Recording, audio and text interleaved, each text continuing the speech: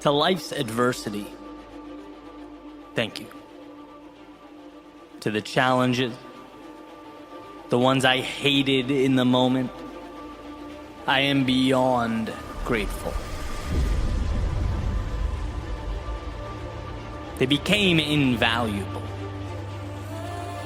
Those moments that forced me to be more than I was. Step out before I was ready so that I could arm myself for the path that was meant for me. Thank you to those times I was afraid. You taught me that the darkness is never as bad as our thoughts make them out to be. And when we learn to trust ourselves, we realize that fear becomes strength. Thank you to those times I fell short of expectations, the times I didn't quite hit the mark. You taught me that it's not about me, it's not personal. It's about taking that awareness and going at it again more intelligently. Thank you to the times I felt alone, the times I didn't get the support I hoped for or anticipated. You did two things.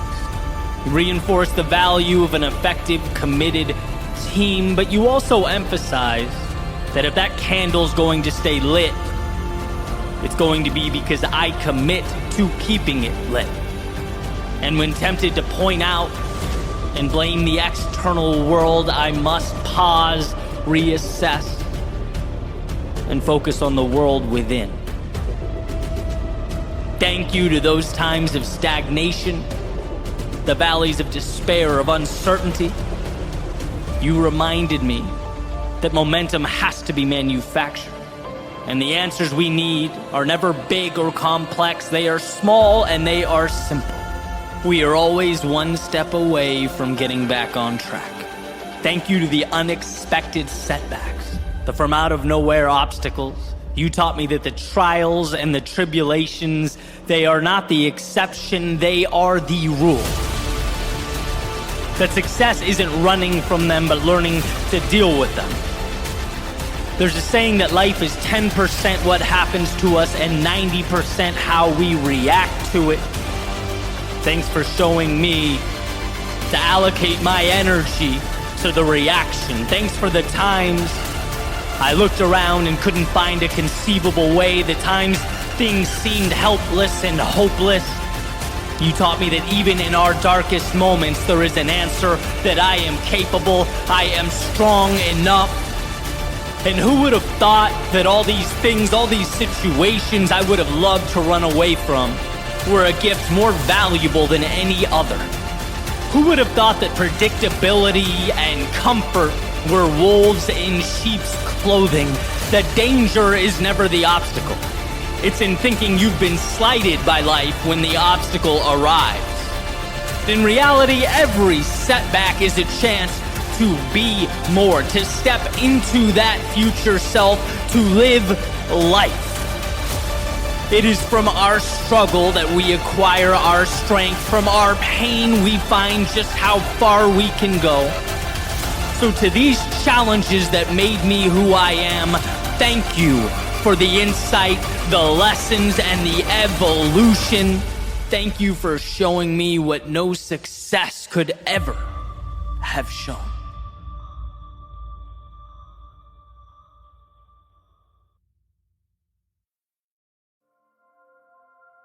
The miracle isn't that I finished. The miracle is that I had the courage to start. John Bingham. We all share a commonality. The runner on the starting blocks, the one at work, the one studying, the one trying to create the best life possible for their family. See, we are all at a beginning, looking up at an idea. Nothing given, nothing to adjust or react to, no, just an idea.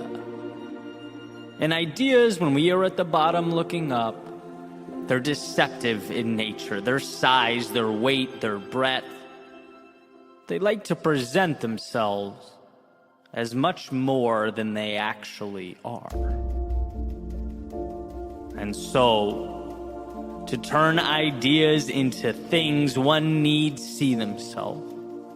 Not as some descendant of Mount Olympus tasked with lifting that 2,000-ton boulder before them, but as one armed with an understanding, the awareness that the 2,000-ton boulder before them can be broken down piece by piece, that it is nothing more than a facade, and while it may stop most in their tracks, you are simply not most. Not because the world treats you differently, but because you see the world differently. By knowing you are bigger than the sum of its parts, you have defanged this wolf. You have put yourself in position to do that which makes the world tremble, that which causes even the most confident to doubt. You have put yourself in position to begin. See, there is a time to look at the top of the mountain, breaking through the clouds, powerful and majestic. And then there is a time to look at your feet. And right now is the latter.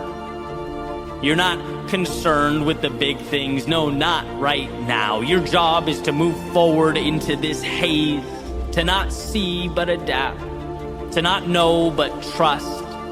Things will materialize, and you know that. But at the same time, you can't control the future. Your battle is right now, and it's with the space immediately in front of you. It's with the thoughts attempting to deceive you. It's with the things the outside world will tell you, but forward motion is the antidote to all of that. And so forward you must go. The beginning is always the hardest because our thoughts are a mightier foe than life's obstacles.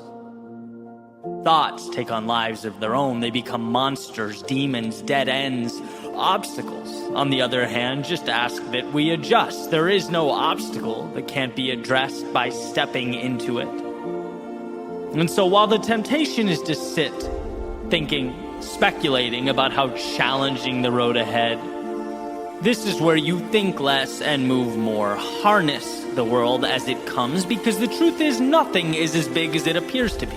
Life is incredibly solvable. Every problem has a solution. Every bad chapter ends. Every setback is a chance to be more than you've ever been. But how would you know that? If you bowed down to the mountains in your head, how would you know that if you never began? So let today be the dotted line you sign with your future self.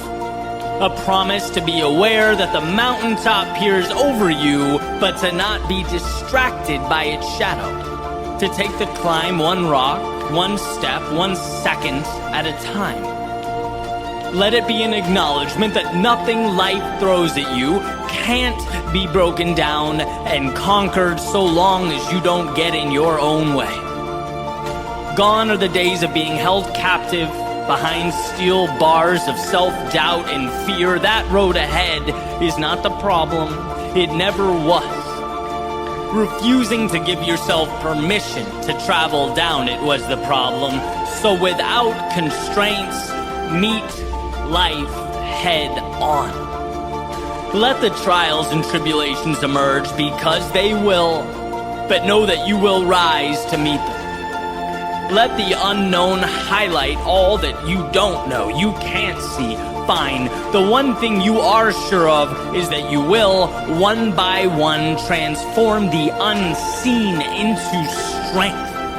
And when those thoughts emerge, telling you that you've gone too far, that you're in over your head, that this isn't meant for you, know them not as truth, but as the only obstacle that can derail and distract. You don't have time for make-believe monsters. No, not today. So onward you go. To map the unknown, to tame the untamed, to live your life the way it was meant to be lived.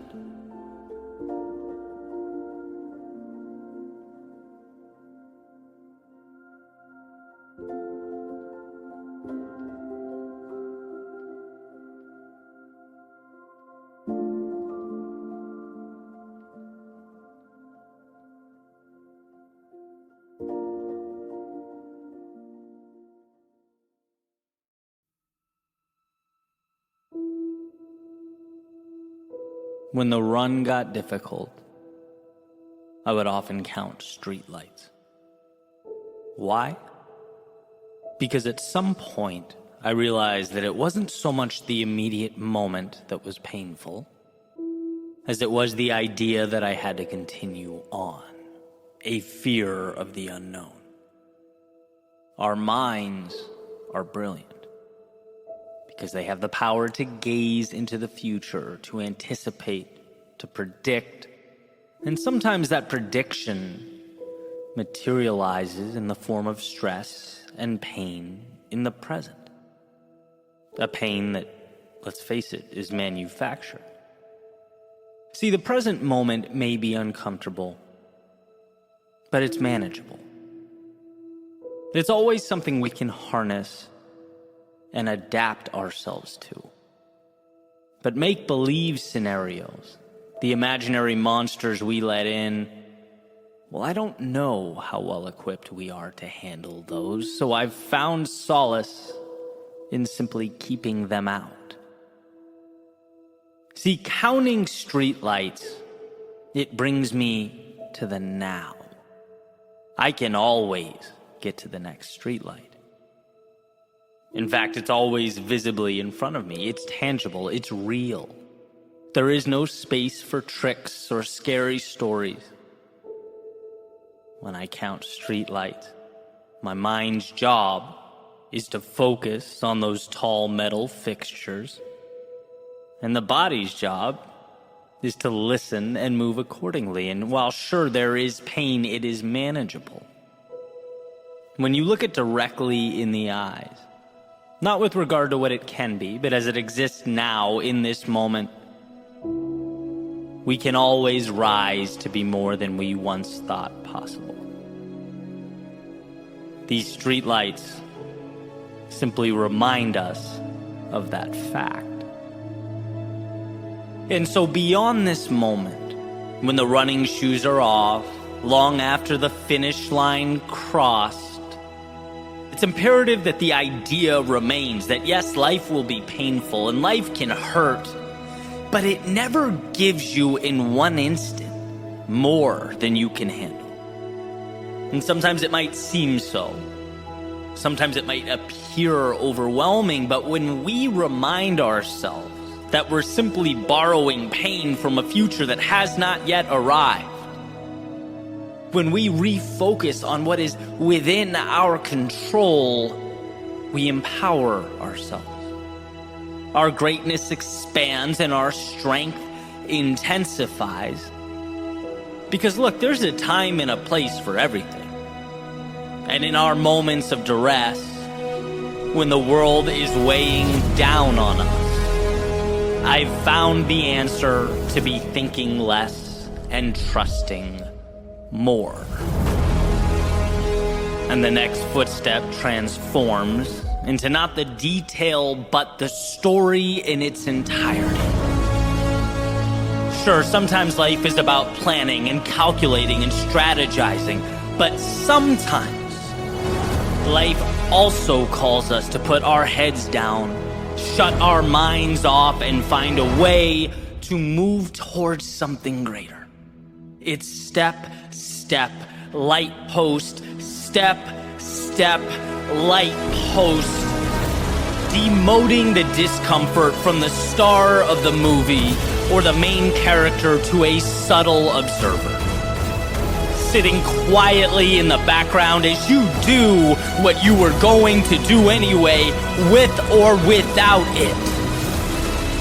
Never forget how much control you have over the current moment, and that our greatest pain is often masked in a fiction, a delusion. When we find ourselves stuck, it's because of a future that has one, not arrived, and two, is outside the scope of the task at hand. It's not because of what's around the corner that we survive life's trying times. It's because we dig deep enough to get to that next light post, that next day, that next stop, that next chapter. Look, you will emerge victorious. not because of the future, but the now, because you realize your strength, shut off the world, and conquered your next step.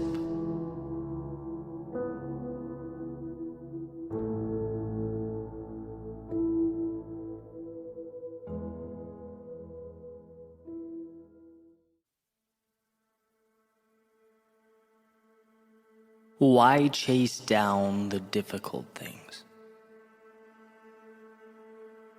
It's certainly not being productive for the sake of being productive.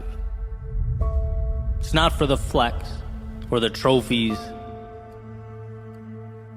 It's because meaning in life is directly tied to conquering the unconquerable, harnessing the outside world.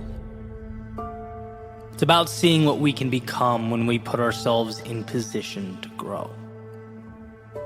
The adventure of a lifetime that awaits anyone who chooses to accept. That's why. But it's not a one and done affair. That's the thing. Life has a way of filtering out the timid and the unsure to identify those that really want it. As though it sees us sign that dotted line and asks, is that so? Let me remove that comfort and predictability, see if then it still sounds good. Let me place the value on the other side of the pain. See if you're still enthusiastic about the pursuit. In fact, let me burn the map, dim the lights, add some obstacles along the way. See how giddy you are about all this now. And see the difference between those who make change and those who dream about change. It comes down to one simple thing. How do you view the obstacles? Are they a problem? Are they an anomaly, a red flag? Because if they are, you've lost before you started. But the ones who see adversity as simply the expectation, the water that grows the seed, the wheel that turns the car, the switch that lights up the room, well, for them, it's a little different. They have armed themselves with adaptability. See, life is not smooth sailing with aberrations in the form of rough waters. No, it is a non-stop influx of trials and tribulations. You can't be mentally prepared to evolve if your expectation and your hope is always for calm. No, flip that on its head. The expectation is turbulence. Calm is a rare gift, and as it turns out, you were built to endure. So when the waters are rough and the many turn back, you push forward. Because this is not the world saying no. It's certainly not a referendum on you. It's the cost of admission. A chance for you to prove yet again that where you place your focus, you emerge victorious. If only the world could see, could understand that the challenge isn't the problem, it's the answer. If only everyone knew what you know. That the great tragedy isn't falling down, it's avoiding discomfort in order to preserve what? Mediocrity. Why do you want this? Because you know it's an option. It's there. You know that if you move forward when you're fearful, push harder when it hurts, find something in yourself when there appears to be nothing left, the game of life becomes one of unending reward, beauty, and prosperity. For those few, it's simply knowing that you can have the world if you just give yourself permission to take it.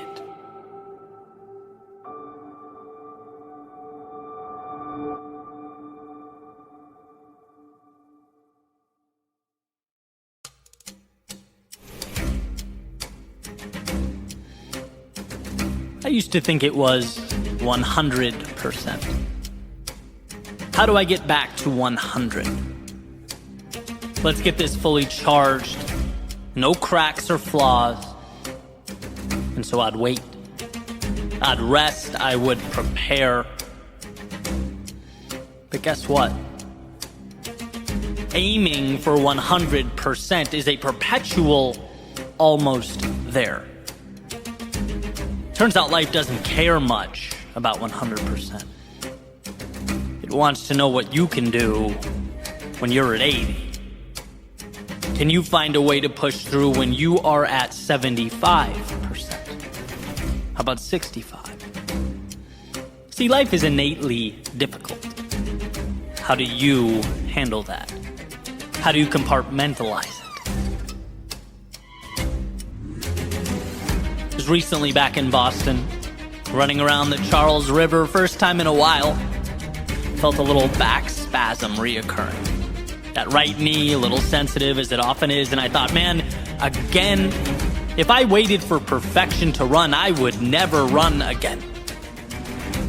I can count on one hand the times everything felt great. Light bulb moment. We work towards that. We aim high, we give the body what it needs, but we also understand perfect is more of an idea than a reality. Sometimes you just have to lace up the shoes and go. Just like sometimes you have to wake up even though you're tired. Walk into the room even though you're nervous. Make the change even though you're fearful. Cut ties even though you're sad or disappointed. There is no 100% that is going to come down and save you. Life will always provide the necessary ingredients to climb, to grow, and achieve. It does, though, leave it up to you to decide how bad you want it. So what's the plan? To wait until you're 100%? Until everything is perfect and you're living the problem-free life you dreamt of? Or is this a find a way now type thing? An acknowledgement that we aren't given perfection, but we are given enough to move forward anyway. An understanding that while most view discomfort as an end, greatness means seeing it as an invitation, an unavoidable cost to move into the realm of accomplishment. So while the rest of the world waits for their 100%, I dare you to conquer your adversaries while at 80. I challenge you to surprise yourself while at 70, to disrupt the status quo while at 65. There is no waiting here. There is no serenity in growth, and how could there be? Growth is a restructuring of comfort, a tearing down to build again. Yeah, I used to think it was 100%, but now I know waiting for that 100 just becomes hope and stagnation. No, we cross finish lines and reach mountaintops while manufacturing momentum and creating possibility. Yeah, anyone can succeed at 100%, but seldom do we get there. Seldom do we see that. So that leaves us with this simple question. What will you do where you are with what you have? What will you do now?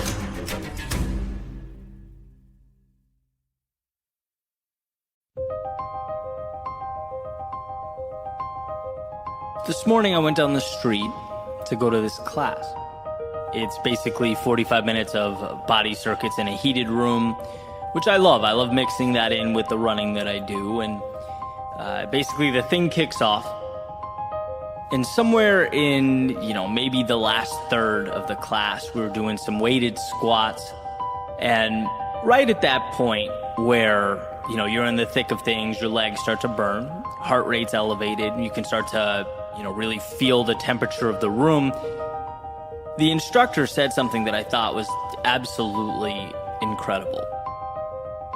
She goes, and I'm paraphrasing, the discomfort that you feel right now is a privilege. It's a privilege to suffer through this.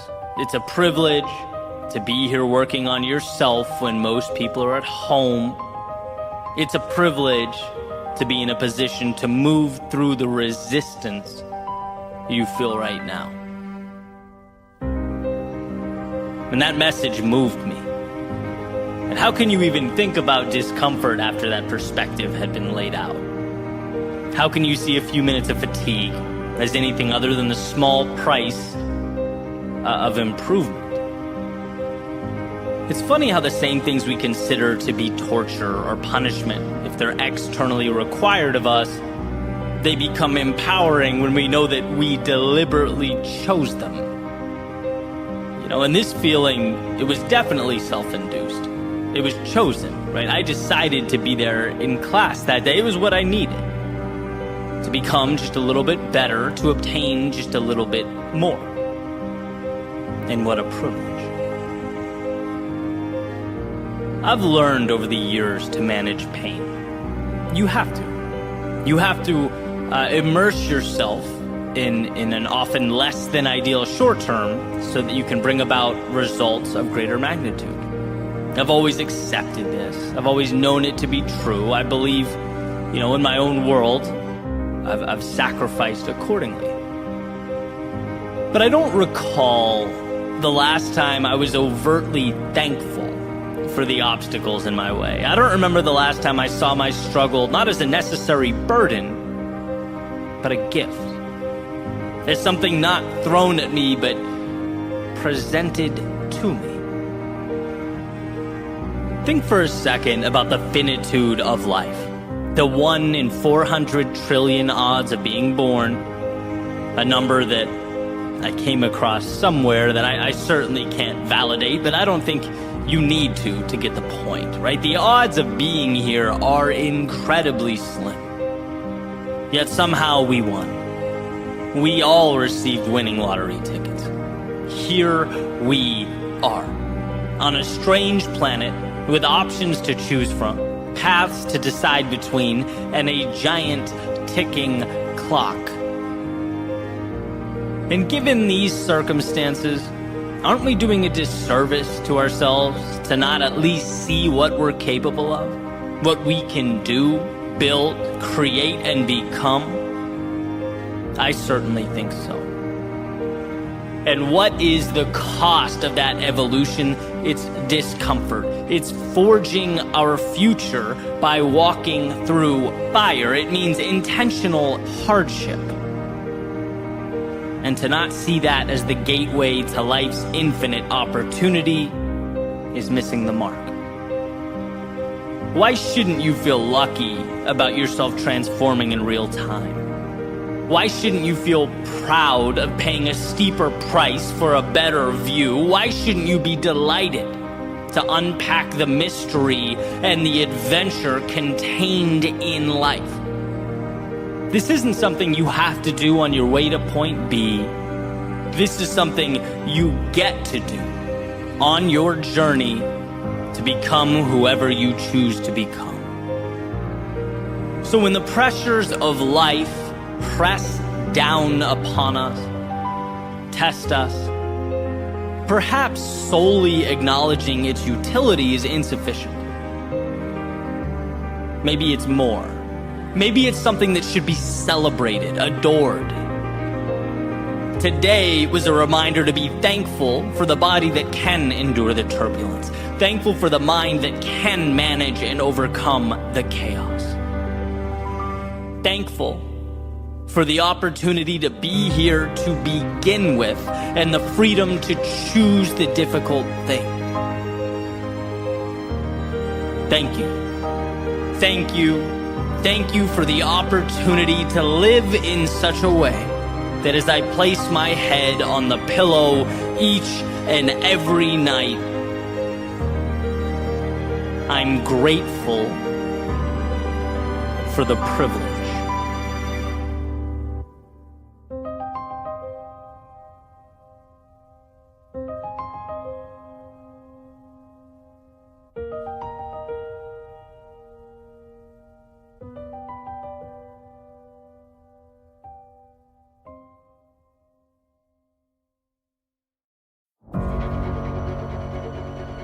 Every next level of your life will demand a different version of you. Why? Because life is about reaching outside of your comfort zone, acclimating until you are comfortable, and then repeating the process. Every time you leave the familiar, you are granted a new set of armor. As Jim Rohn said, if you want to have more, you have to become more. For things to change, you have to change. For things to get better, you have to become better. If you improve, everything will improve for you. And every time we expand ourselves, we are forced to change in some way, evolve. So many of us fall into the trap of waiting for the perfect moment to jump. There is no perfect moment. How could there be? There's no perfect time to step out into a world you're not prepared for. But that's life. We jump and we grow wings on the way down. We step into the chaos and acclimate. By walking into the dark, we are forced to become the light. This makes staying where you are the most dangerous thing you can do. Let's use our imagination for a second. Let's say you reach for the next thing. You stretch yourself, move towards something you really want, and you fall short. Okay, time to breathe, reassess, step back for a second, and reapproach. A little better this time, a little wiser this time. As long as one remains engaged in this cycle, growth is inevitable. But now, let's say you never step in. Let's pretend the idea of moving into the unknown is too much. You'd rather stay with the familiar, pain-free, you think to yourself. But you would, in fact, be wrong. See that discomfort, one step up, it would force you to evolve, to see yourself as someone who steps into hostile territory and survives. And maybe it's not pretty, maybe it's not perfect, but you attack and you survive. And sure, the difference between where you are now and only one step up isn't much. But what about that second step or evolution? Because you'd miss out on that too. And the third and the fourth and the compounding that would completely redefine who you are. From your self-identity to your skill set, from the mental to the physical, you put the whole chain reaction on hold because why? You didn't want to take one step. You didn't want to be uncomfortable in the short term. But discomfort is not a punishment. It is a ticket to everything you could ever imagine. So when the crowd runs out, I challenge you to run in. And when the world goes left, I dare you to go right. Not because the masses are evil, but because human beings are wired to take the path of least resistance. But you, no, not you. You're here to rise above the mental constraints that hold so many down. Because there is always another level. When you feel good, there is another level, and when you don't, there is another level. And see, our world has been defined not by the best or the brightest, but the ones willing to throw themselves into foreign arenas and compete. To see adversity as the answer, not the problem. You want to change your world, then change yourself. You want to change yourself, then go where you are scared to go. Where your heart beats and your hand sweats. Turn and face the direction you know you should have been facing. This is about you. This is about what you can become by simply saying yes when most would say no. Today is yours. Not because it was given to you, but because you looked through the haze and you decided it's so.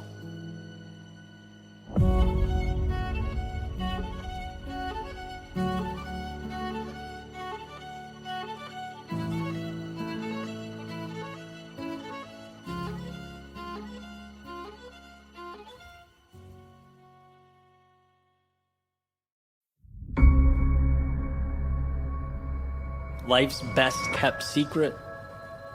Simple. Show up. Show up when you're tired. you're down, show up after defeat. Show up when you're stressed, when you're worried. Show up when you don't feel like it. In fact, that's when it's most important to show up. That becomes the great differentiator. See, a lot of us, somewhere along the way, we adopt this idea that winning is about the home run. It's stepping up to the plate and swinging so hard that the ball leaves the park and it never comes back to earth. And while, yeah, that's a fantastic sentiment. And if or when that happens, that's great. But sustained success isn't one monumental occurrence. It's little victories, consistently occurring over and over and over. Very small. In fact, to those walking by, they're probably too ordinary to be considered successful or acknowledged. They're too mundane. They're only victories because you decided they are. And when you think about it, the evidence is out there, right? Successful teams don't build game plans around the Hail Mary with no time left on the clock. No, they show up every day and master the task in front of them. They compound the opportunity available on a daily basis because it's there, and that puts them in a position to execute. However the situation unfolds. They showed up when it quote-unquote didn't matter. And that, of course, means everything when it does matter. And something I remind myself every day, and something I think everyone should hear, those waiting for life to hand out miracles will always be left behind by those willing to, well, show up. When it's not fun, not sexy or exciting, days when you're tired, when you're weak, when you feel like the weight of the world is on your shoulders because, well, we all know that happens. We all know how easy it is for that to be the excuse or become the free pass, especially when you know in the back of your head this is practice, right? This is a rep. The world won't end if you sit this one out. But if you wouldn't sit out the real thing, the Super Bowl of your pursuit, then we have to understand the value of the mundane staircase leading to that event. Each seemingly insignificant step is your Super Bowl. It's not that it's close to the same, it has to be the same. It's the old saying, you play the way you practice, but turned way up. Now we're saying there is no difference. And when the lights are turned on and you're standing on that stage, it's not some new experience you have to figure out and navigate. It's the continuation of that staircase, of the old, of the familiar. You showed up then, and you'll show up now. When you were unsure of yourself then, you didn't hide. You trusted yourself, and now that same trust stands by your side. When you were tired, weak, when you had 9 million things on your mind, you didn't fail. You blocked out the world and you found clarity, and now that same clarity simplifies what lays before you. When you felt discouraged or the finish line felt too far away, you reacquired your meaning by simply executing, by being there. And now every part of you will execute here, just the same. So while it's their Super Bowl, their championship, their one shot, this is your everyday. It's your DNA. It's watching that ball roll down the hill that you created, pushed by momentum you brought to life. You'll do what you came here to do because you made that decision. Every step along the way, every single day leading up to now.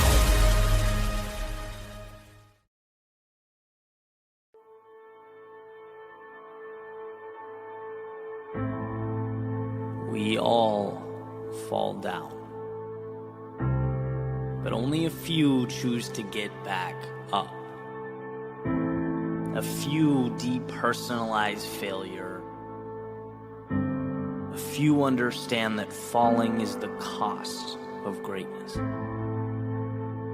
So your reality is not what happens to you. Your reality is how you internalize what happens to you. Are obstacles stop signs? Or are they checkpoints along the way to something greater?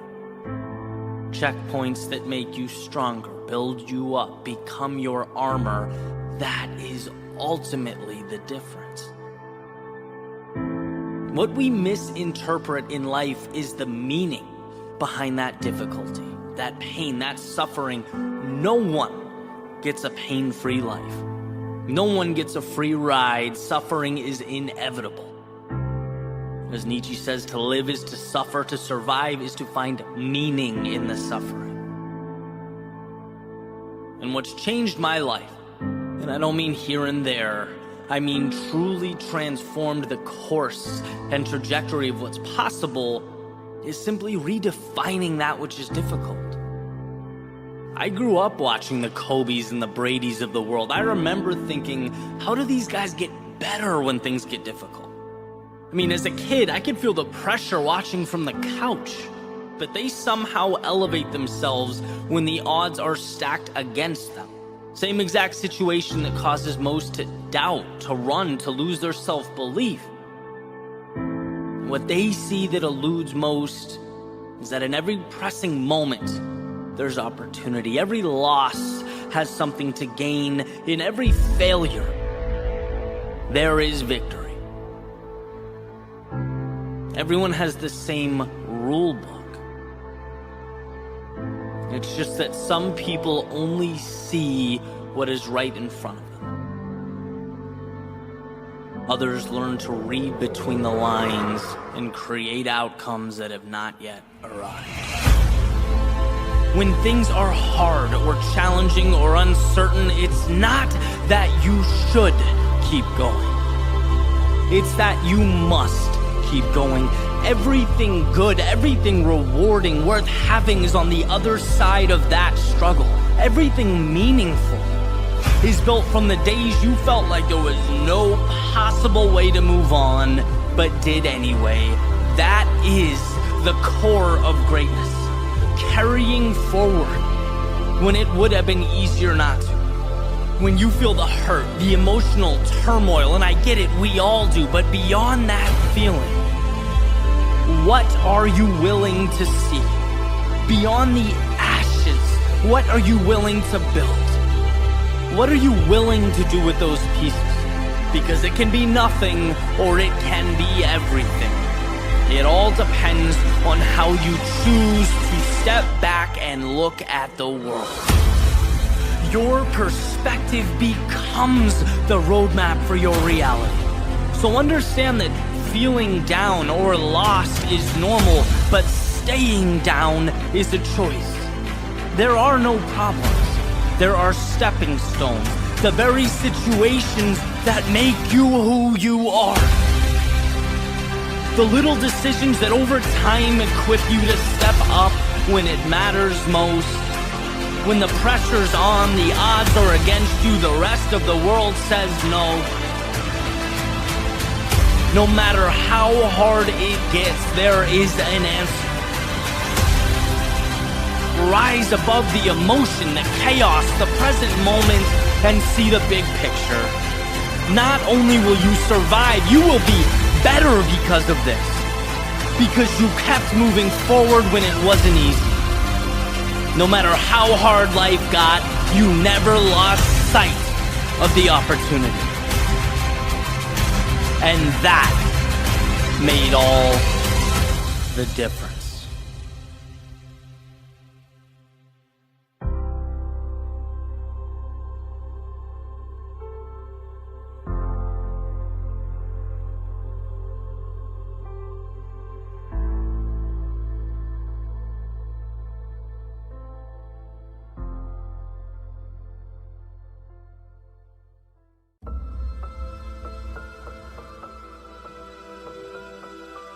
It all starts with a thought.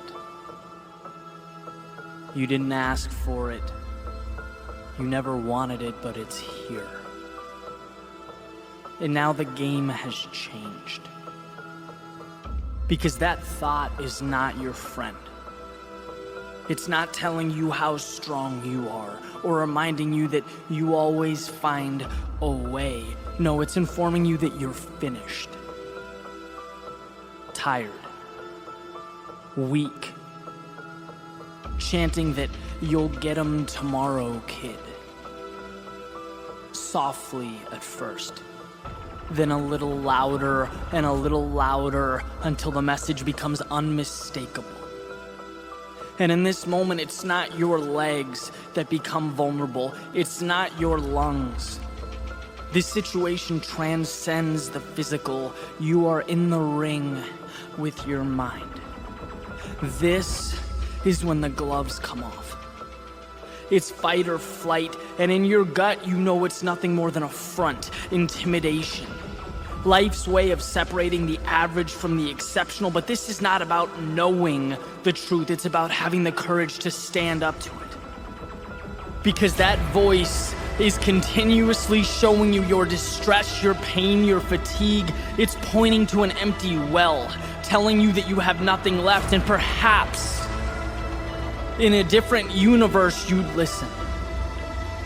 But in this world, the well always goes deeper. There is always more to give. That moment when you begin to hurt, the second that voice pops into your head, you have only given a fraction of your maximum effort. When you meet resistance, your limits haven't even been tested. Obstacles do not make the destination any more or less real. They simply call for an adjustment. So adjust. See, time stops when you stop. Goals stop when you stop. Dreams stop when you stop. And in a world with infinite possibility, there's simply no reason to relinquish that control. So let your forward progress silence the dissenting voices. Let those on the sideline talk about their empty tanks and fantasized limitation. You are not running on empty. My friend, you are simply running.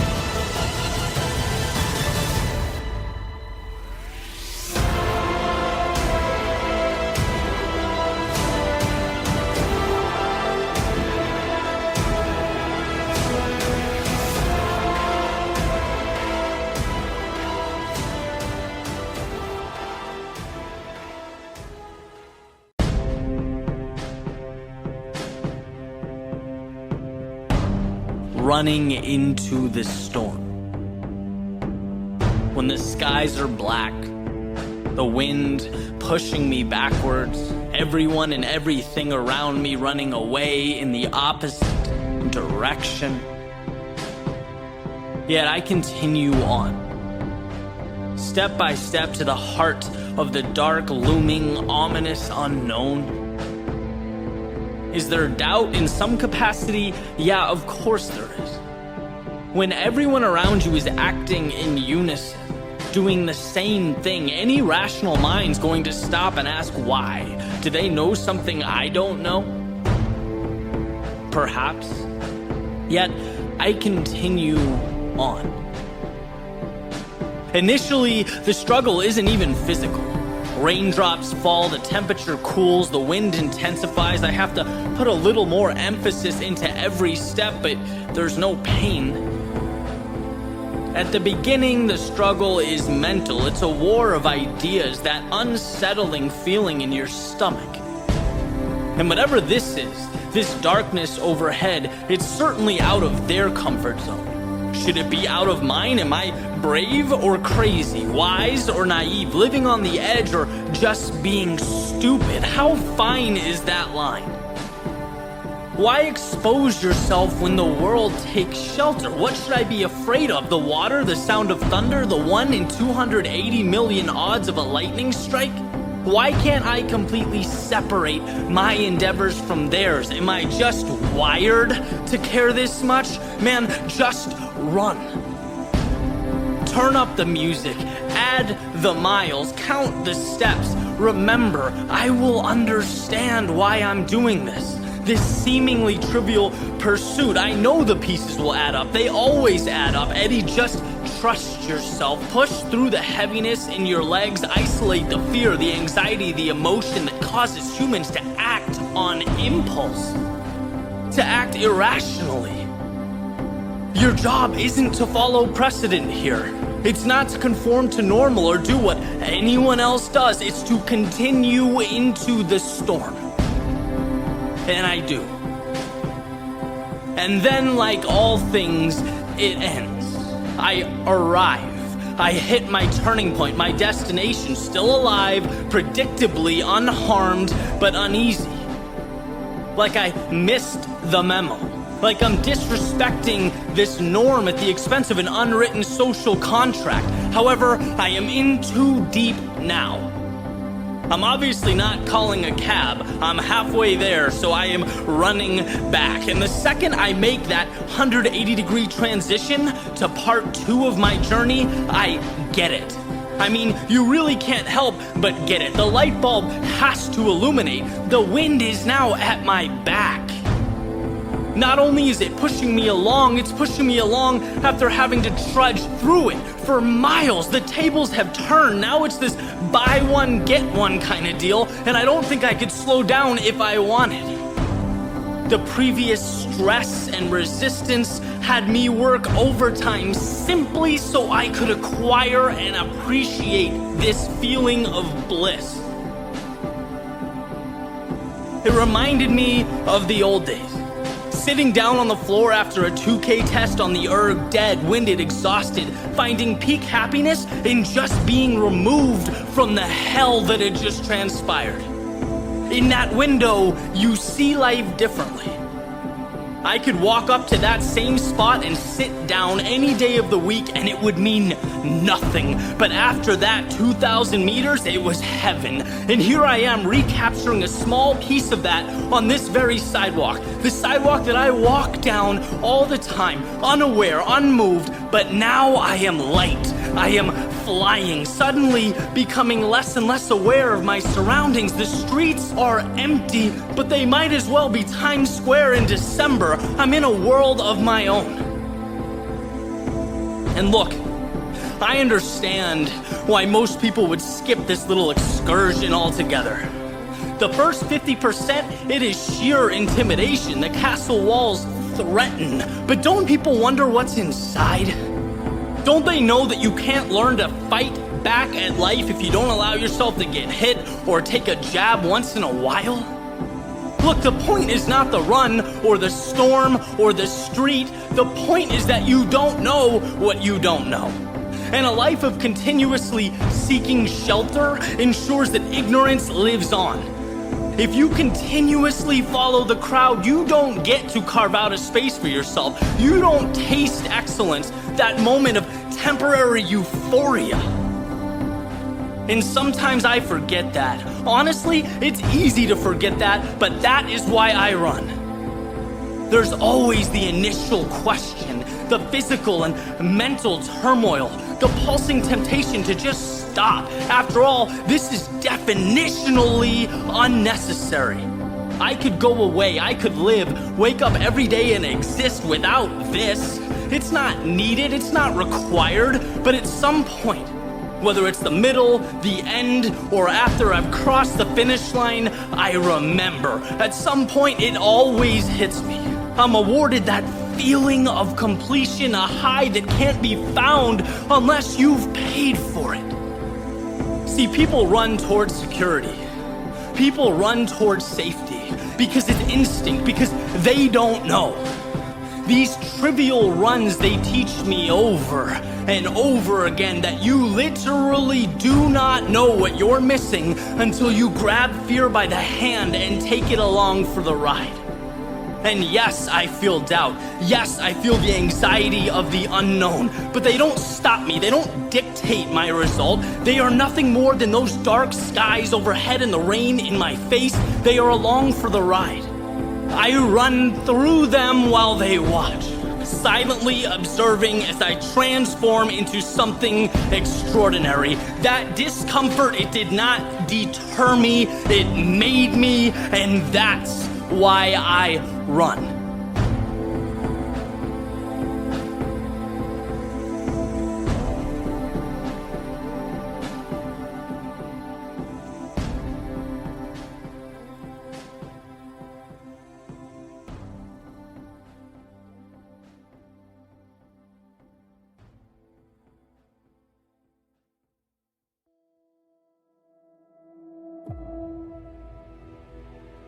Most often, our greatest source of pain comes not from the moment, but what we suspect that moment will mean. It's not the situation, but in how we perceive the situation.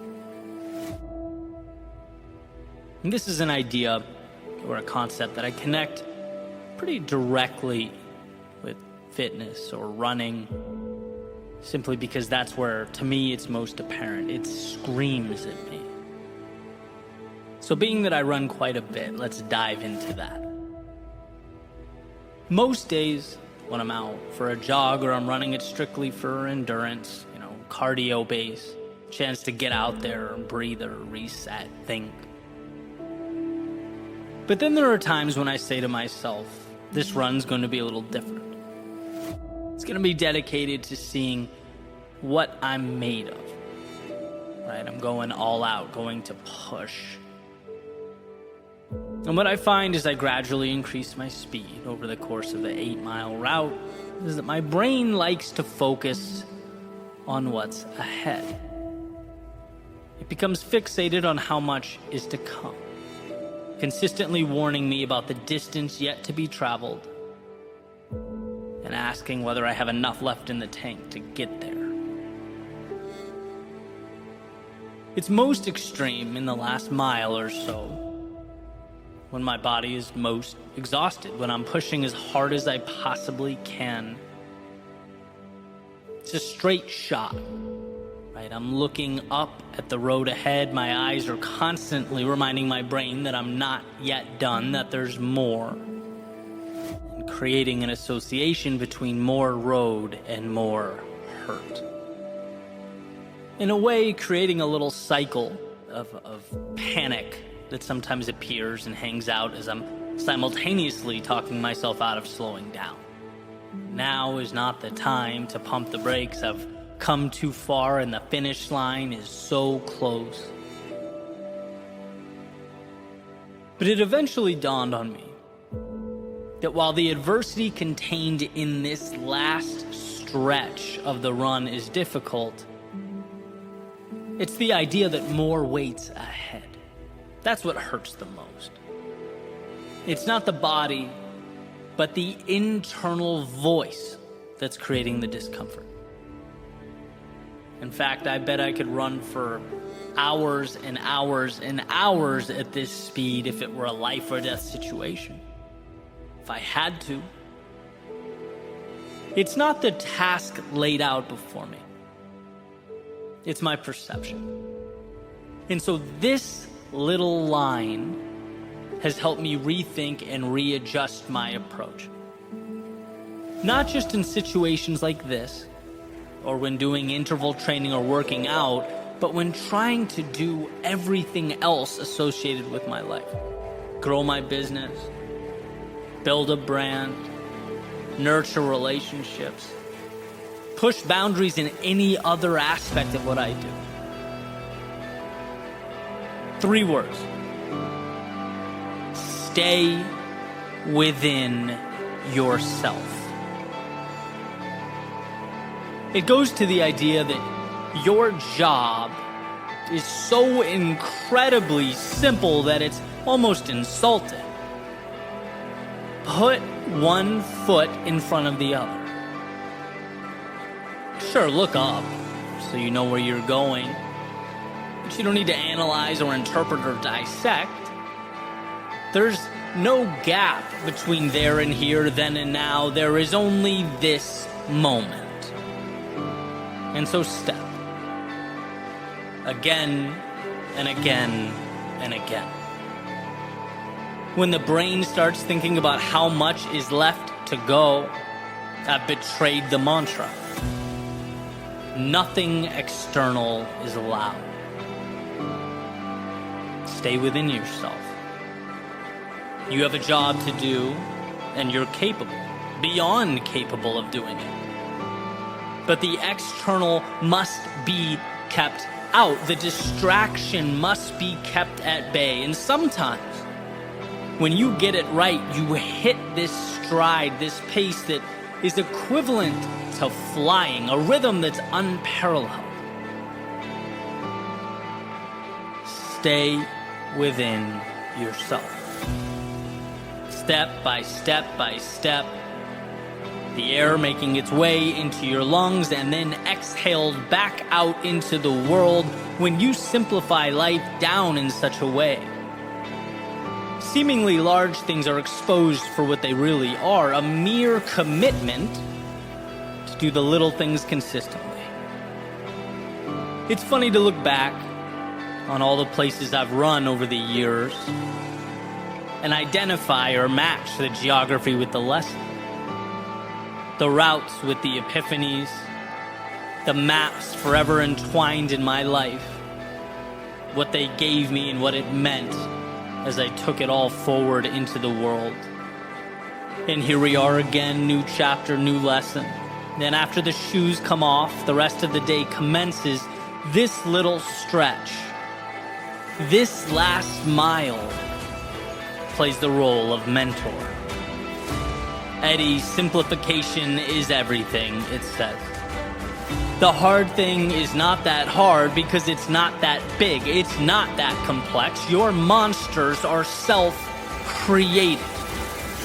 Your hurt isn't a spotlight on the now. It's pointed at the road ahead. It's asking, what if things go wrong? It's asking, how long can this be sustained? It's asking whether I have the strength to endure this. Every question breathes life into an adversary that has no business existing in my world. They're not helping me get to any finish line. In fact, they're that negative self-talk I try so hard to mitigate. Except here they are, very good at disguising themselves as reality, as just facts of the case, but they are not. They don't belong anywhere near me or around me. Breathe and step. In fact, I need to deconstruct the world around me down into one word: now.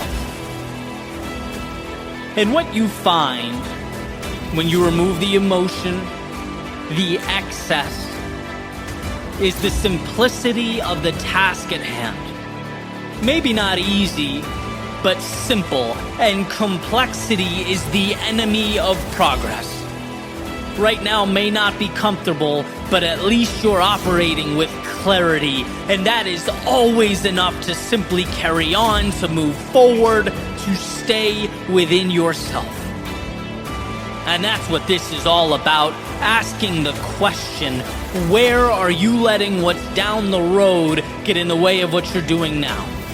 Where are you letting the pain of what's not yet here, the pain of roads not yet traveled, keep you from doing something that is 1,000% in your wheelhouse, that you are capable of? See, in this example, it's to breathe and step. It's to, in a sense, turn the mind off and go into autopilot. Find the pace and hold the pace. But the question is, what is your last mile? What metaphorical race are you running? Have you identified, one, the finish line, and two, what needs to happen right now to get there? Forget about the gap. Right now. What is the simple solution? What is required of you in this moment? And perhaps most importantly, what needs to be pushed out and mitigated. It's often true that we stagnate not because we don't have the tools or ability, but because we're oversaturated with the wrong things, the wrong routines, the wrong thoughts. The best way to break through that self-imposed wall is to actually build walls that will prevent complexity from even attempting to rear its ugly head. What is your run, breathe cycle? So stay within yourself, because when you do, you see how strong you are. Stay within yourself because you are the author of your story.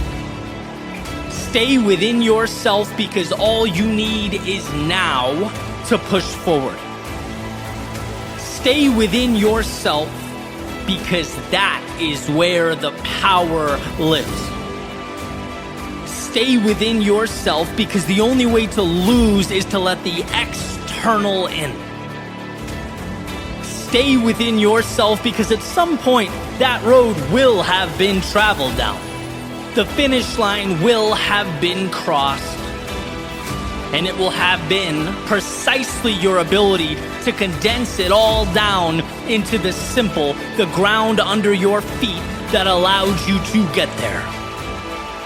Life tried to pull you 1,000 different directions, tell you 1,000 different stories, but you pushed it all away.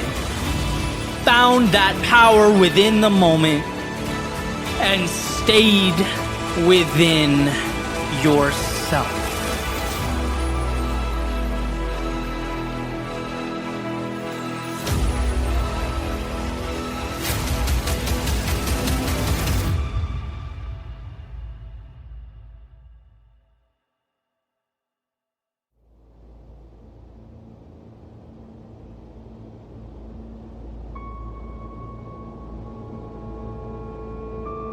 Today belongs to the architect.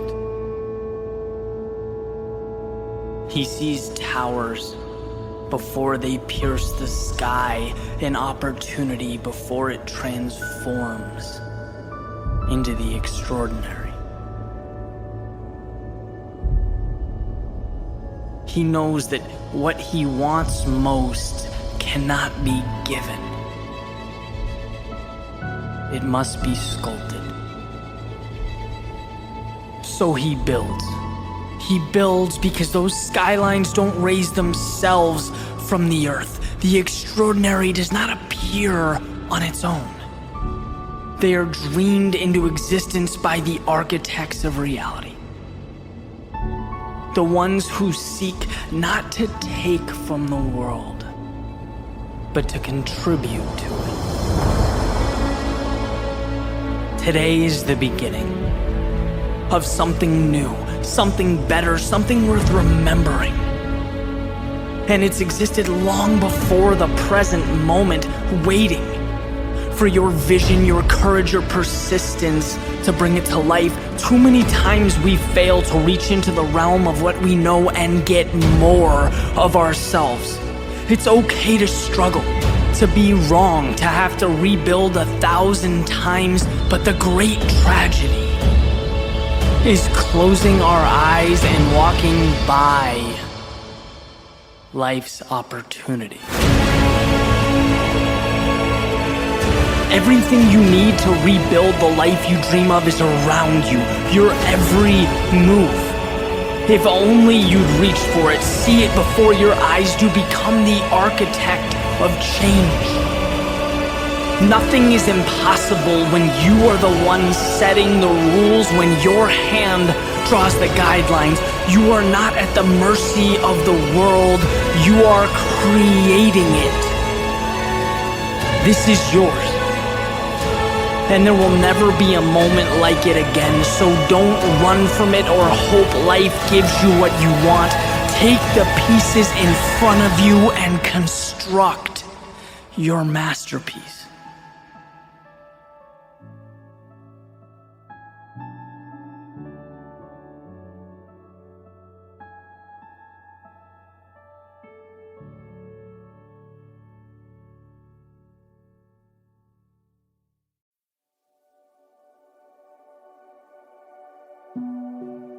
relax, you're here. That's a clever little sign hanging above the sidewalk, right at the border where Pompano Beach turns into Lauderdale by the Sea. And as it turns out, that spot is almost directly in the middle of one of my favorite running routes. Almost exactly halfway. Which at first I found kind of annoying, being that no, I was not where I wanted to be or intended to be, and no, I certainly could not relax. The heat and the sun and the miles to go always begged to differ, right? False advertising. I was not, in fact, here.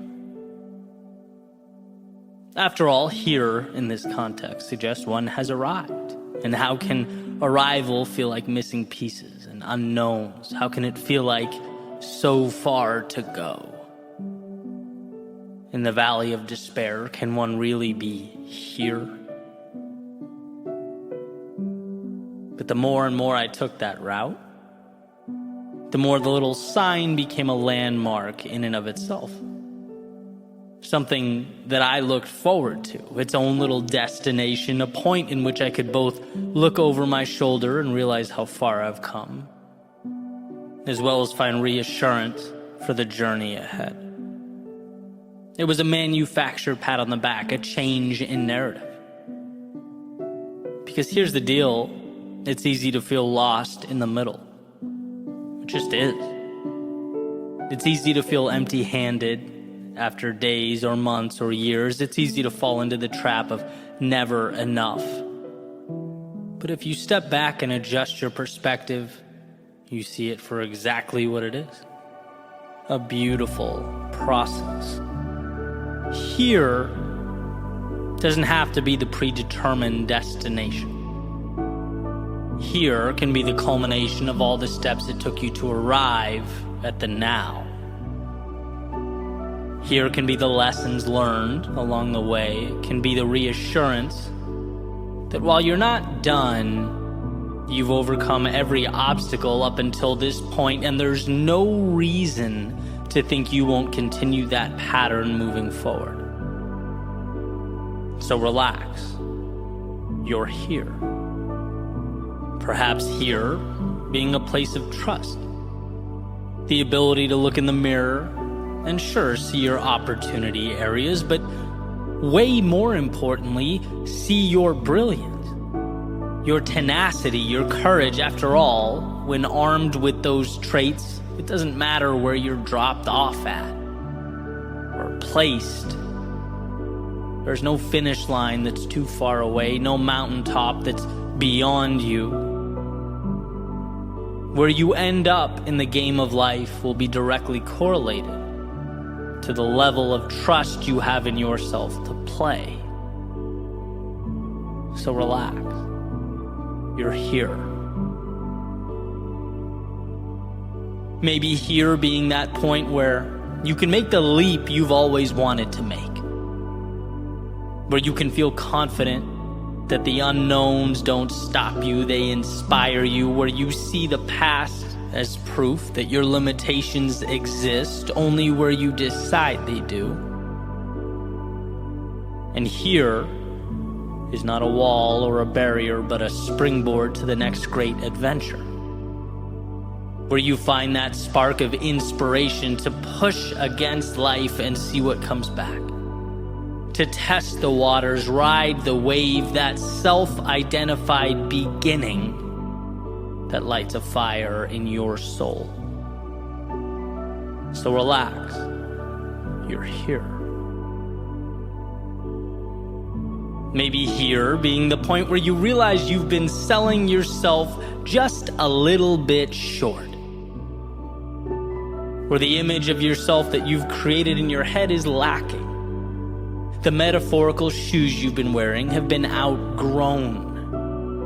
And here is where you change them for something that better suits you. Where you make a contract with yourself to endure the growing pains and the discomfort, where you willingly pick up the pace in exchange for that adrenaline rush associated with leveling up. the excitement of the wind on your face, the increased speed opening up your mind to the realization that you haven't even scratched the surface with regard to your potential. And that alone is a gift. So relax. You're here. Maybe here is a reminder to simply enjoy the now. To stop thinking only about what's down the road and look around. To realize that the future is just a fantasy about what might come. And the past is a retelling of stories that have already occurred, making your experience on this planet only right now. A culmination of right now is stacking up to comprise your entire life, and while the destination is the purpose that pulls you through, the very idea of a destination is essentially trading a current right now for a future one. So maybe look around and enjoy what you have. Appreciate the moment in all its glory. Relax. You're here.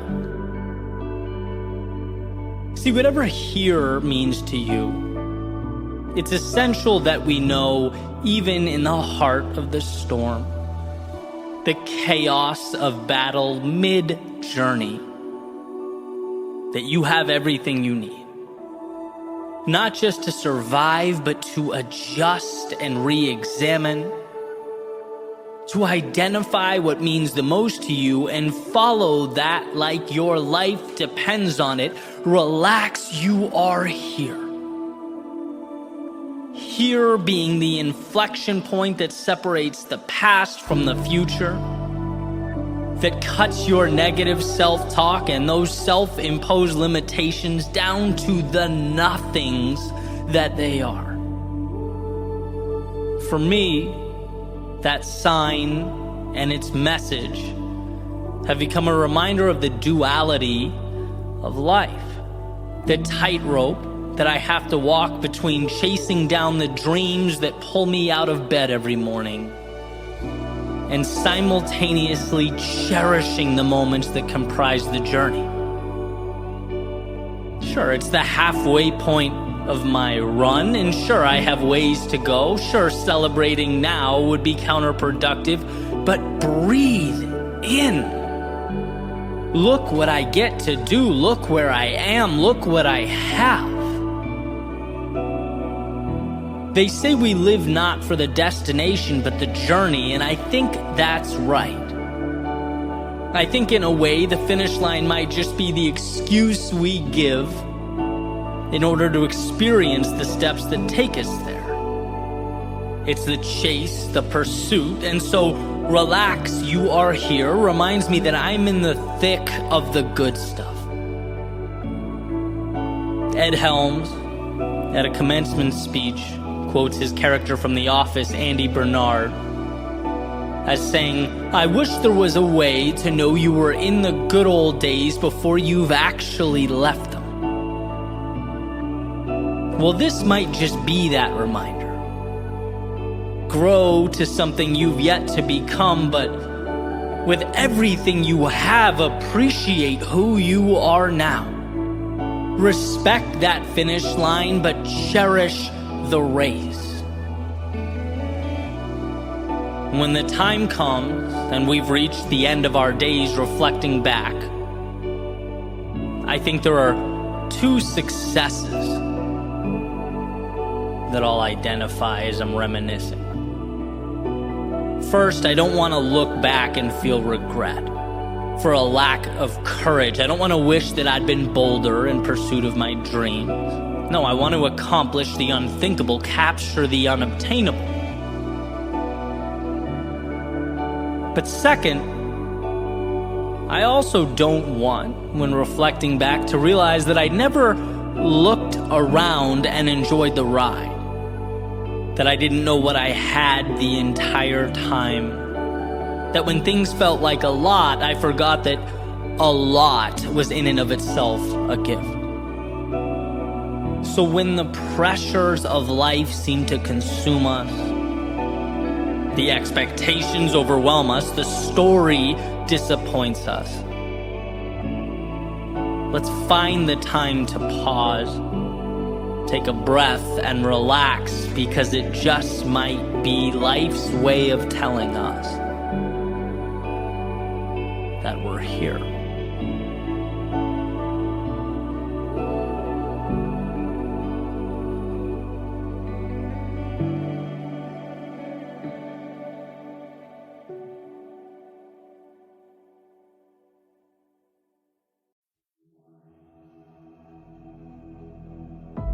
What's the difference between simple and easy? Well, simple is straightforward, uncomplicated. Easy, on the other hand, means achieved without great effort. The difference between those two words is subtle, but essential to understand. One deals with the complexity of an outcome. The other, your will and determination to achieve that outcome. Becoming who you most want to be is simple.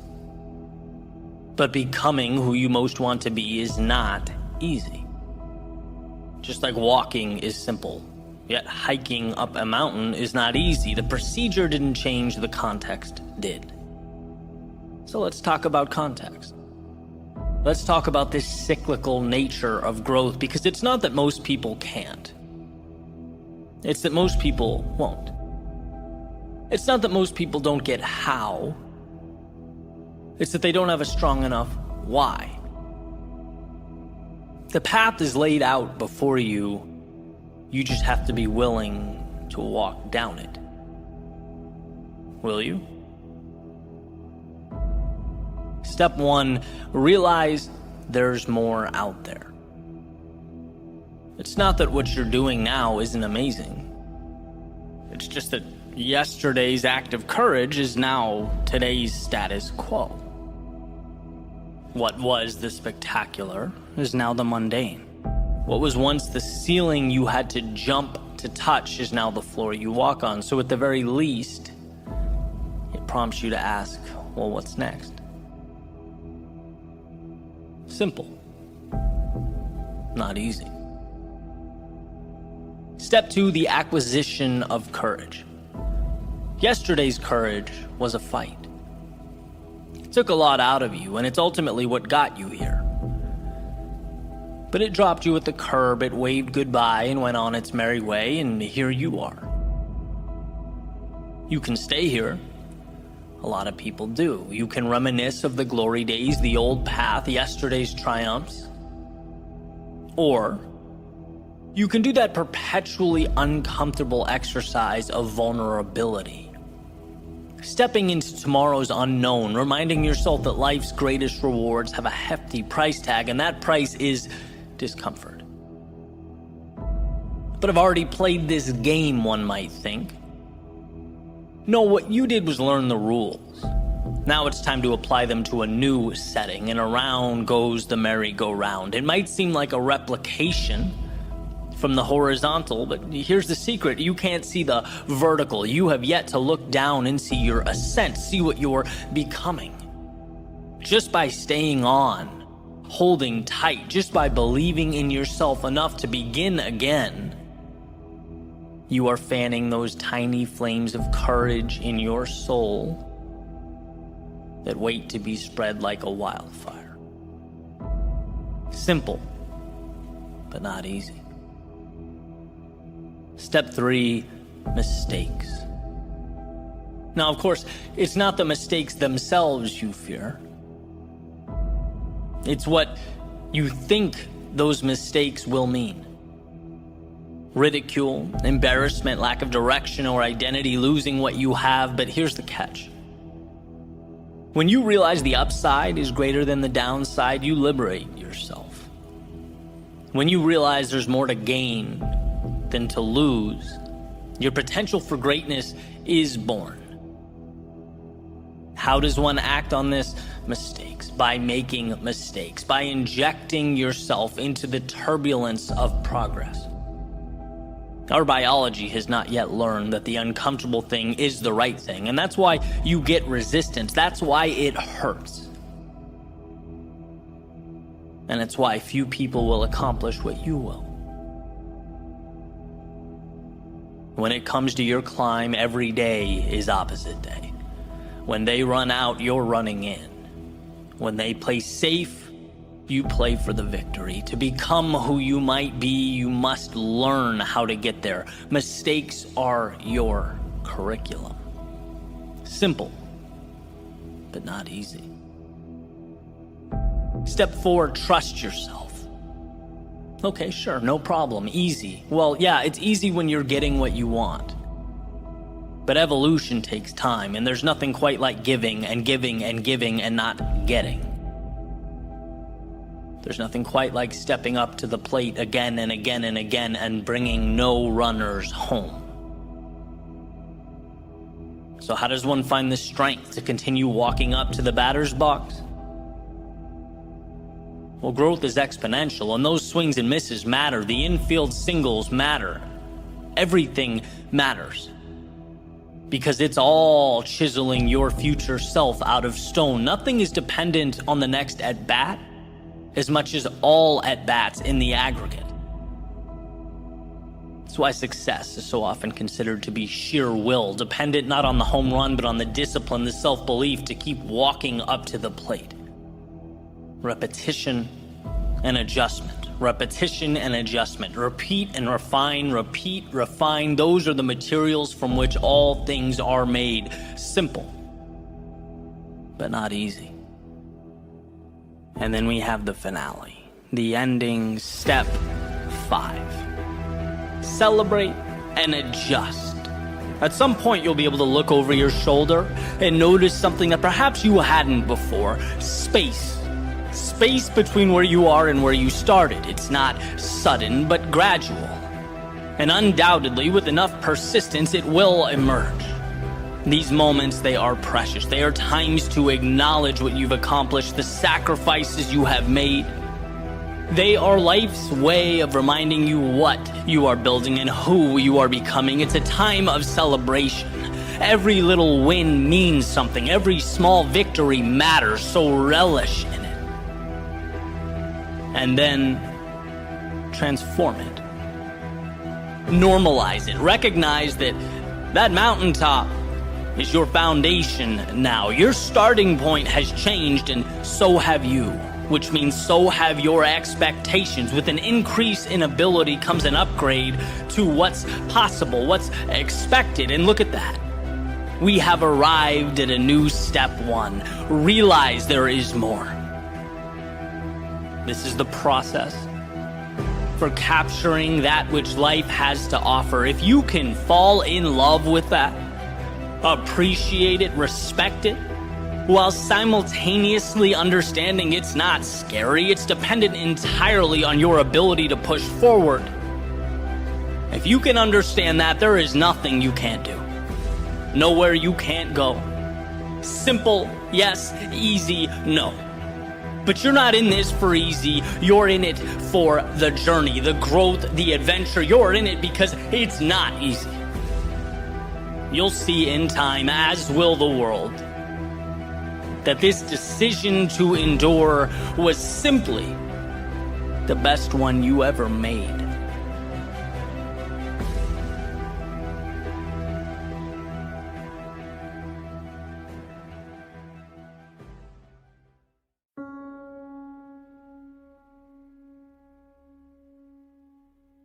It makes perfect sense in our busy lives that we sometimes lose sight of fundamental truths. Right? At least from time to time, that's part of being human. And I want to talk about an important one. The tendency to forget that parts make a whole. Sounds simple, sounds obvious, not so much. That pieces make a stack, that little actions create big change. And I can tell you that every time in my life I've found myself in trouble or overwhelmed or intimidated, It's because that very simple concept has eluded me. And all I can see in the moment is how far I have to go. All I can see is this big, intimidating result, and I'm not there. And I want to tell a quick story to provide some context. Those of you who have seen my videos, you probably guessed it, it's running related. But if you're not a runner, hang tight, because this is not in any way specific to running. It's just a good way to articulate the message, and you'll see that. So the realization occurred a few days ago, doing a distance run down A1A, which is just a long, straight stretch down the coast of Florida. It's perfect to kind of zone out and just run.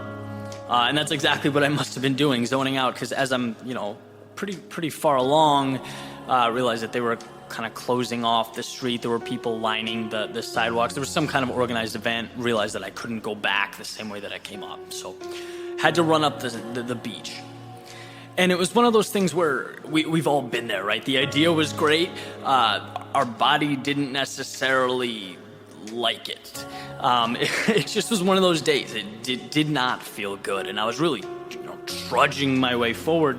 And I noticed that every time I thought about the distance I needed to travel, I felt worse. You know that feeling when you're uncomfortable? It's the thought of having to endure that for a long period of time that's most taxing. Sure, right now is uncomfortable, but what creates the anxiety is that it goes on for a long period of time. We don't see an end to the immediate. We can't stop thinking about the space between where we are and where we have to be, right? So I'm continuing along, and my mind sort of makes its way back to my freshman year in college. And this is an important part in my life, specifically because it's when I really learned what it meant to work hard. I had no idea, and I speak about this often because I went through high school, I had good grades, I was a decent athlete, but I didn't understand what it meant to truly work. My first month in college as part of the rowing team there was where I learned that just because you're suffering, just because you're hurting, doesn't mean you're entitled to anything. Someone else out there is suffering just as much. The difference is they might be getting more out of it. They're not feeling sorry for themselves. And that mentality was eye-opening for me.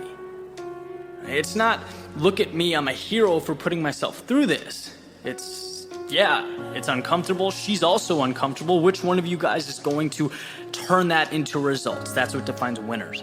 And I remember, the first workouts I did. I remember doing jump squats and wall sits with my teammates and emphasizing ways to break down the exercise into simple pieces. Mentally, right? Little pieces that the mind was okay with, that weren't so scary. A 2-minute wall sit is pretty intimidating. A 20-second wall sit, that's not so bad. So do 6 of those. Say something funny between each set. Find a way to tear down, the mental obstacles, because the body can take so much if the mind lowers its defenses and simply allows it. So anyway, I'm making my way forward up the coast, and I stopped thinking about how far I had to go. I just stopped. I did not let it enter my brain. My focus went very specifically to every 2 steps, counting 1, 2, 1, 2, 1, 2, because anyone can do anything for 2 steps. It's not hard.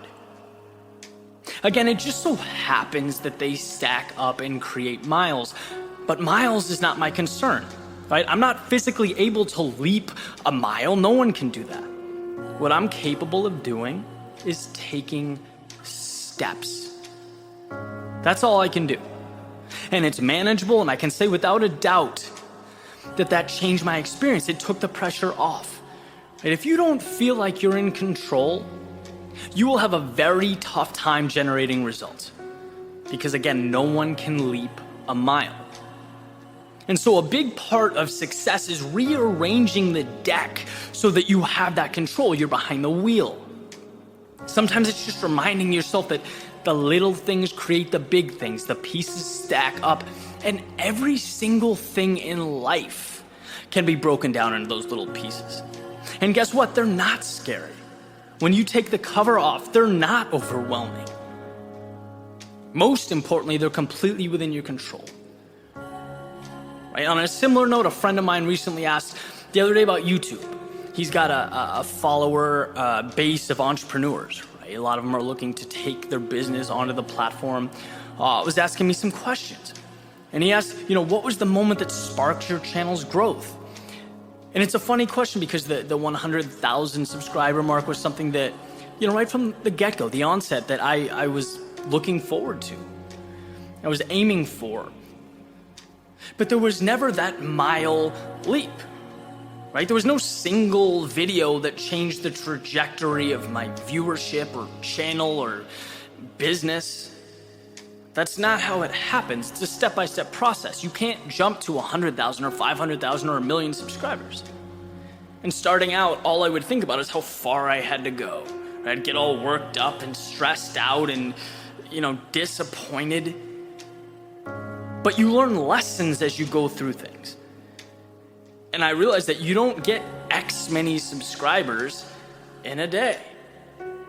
And if that's your focus, of course you'll be overwhelmed because you can't control that. But what you can control is every thought, every video, every interaction with someone who cares about your message. And if you stay true to that, your consistency manifests itself in the form of a growing subscriber base.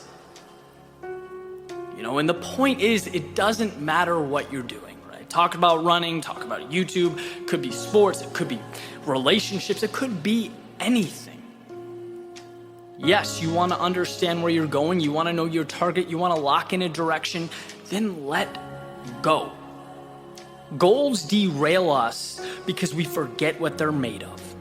They're made of little vulnerable pieces. To get to the top of a mountain, you have to climb it rock by rock. And when you're looking up from the base, yes, it's demoralizing. It might even seem impossible. But no one can cover that distance. It's about the steps to the top. And then at some point, so long as you decide not to turn around, so long as you remain committed to overcoming each tiny obstacle, each barrier, you'll be at the top looking down at everything else, everything below you. Why? Because you didn't see the stack. You saw the pieces that were laid on top of each other, one by one. And that makes all the difference. Success is seeing what's beyond the surface, what's past the thing staring you in the face. And if you can manage to do that, you'll see that nothing in life, nothing is too big or too tough for you.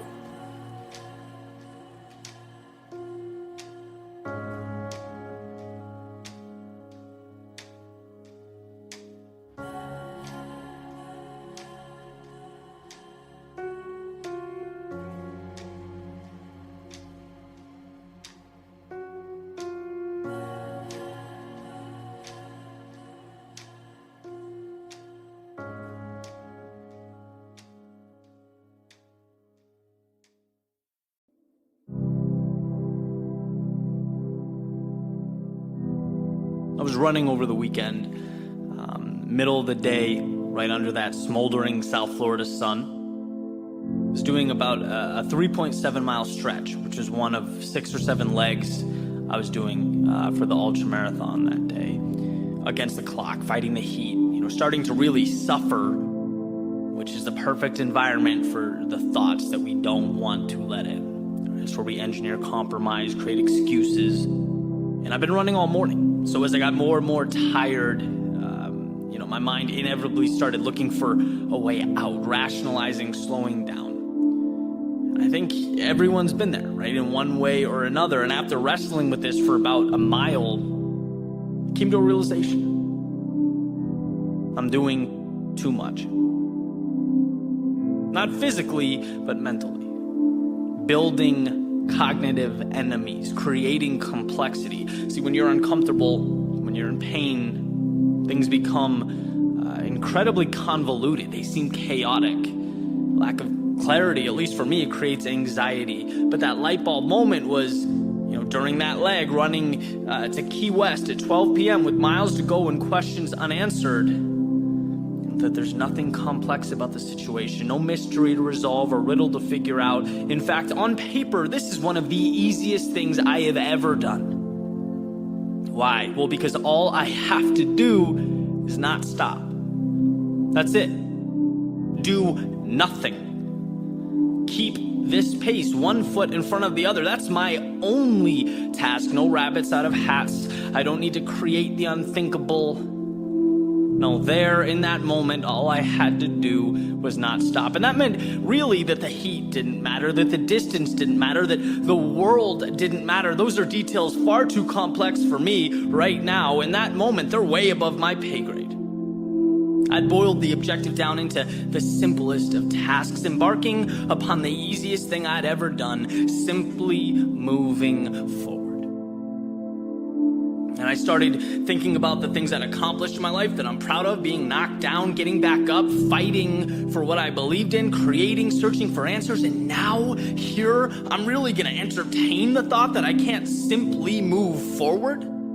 I'm going to be upset that this pace doesn't feel like lying in a bed of feathers. No, I like simple. I love simple. Simple equals clarity, equals progress, equals happiness. Who cares what's around the corner? Because knowing that won't mitigate the next 10 steps I have to take.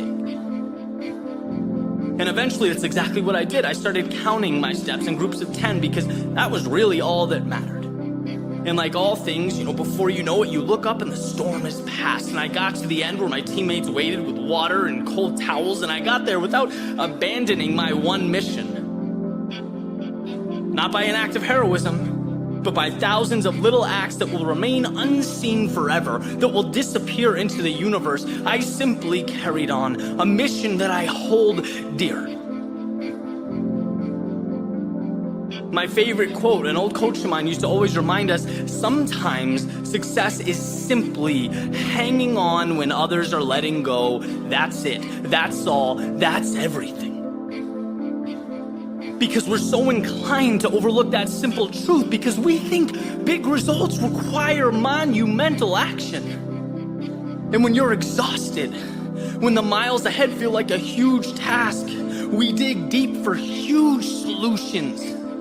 But the answers are not huge, they're minuscule. They're little things that make big things. And when I think back to my youth, my childhood, the times I'd given up or been discouraged, it was always because I didn't immediately cross the finish line or hit the home run right away. I didn't get the immediate answer. But I can look back now and just think, if I realized that a walk or a single every day takes you to the moon, that it's not about the miraculous, it's about simply carrying on, which becomes the miraculous. See, we can't let ourselves be lured in by the guise of immediate triumph or false expectations. No, let's remember that anyone can simply move forward. Anyone can take one more step, and that's all that's required of you. That's all you can do. Breathe, compose yourself, take that very next step, because if you can do that, the big picture things, they materialize. You start crossing finish lines. Balls start leaving the park. Little victories accumulate and evolve. Life changes. Do not miss what matters. Don't overlook the simplest of things, because that's what ultimately carries us home.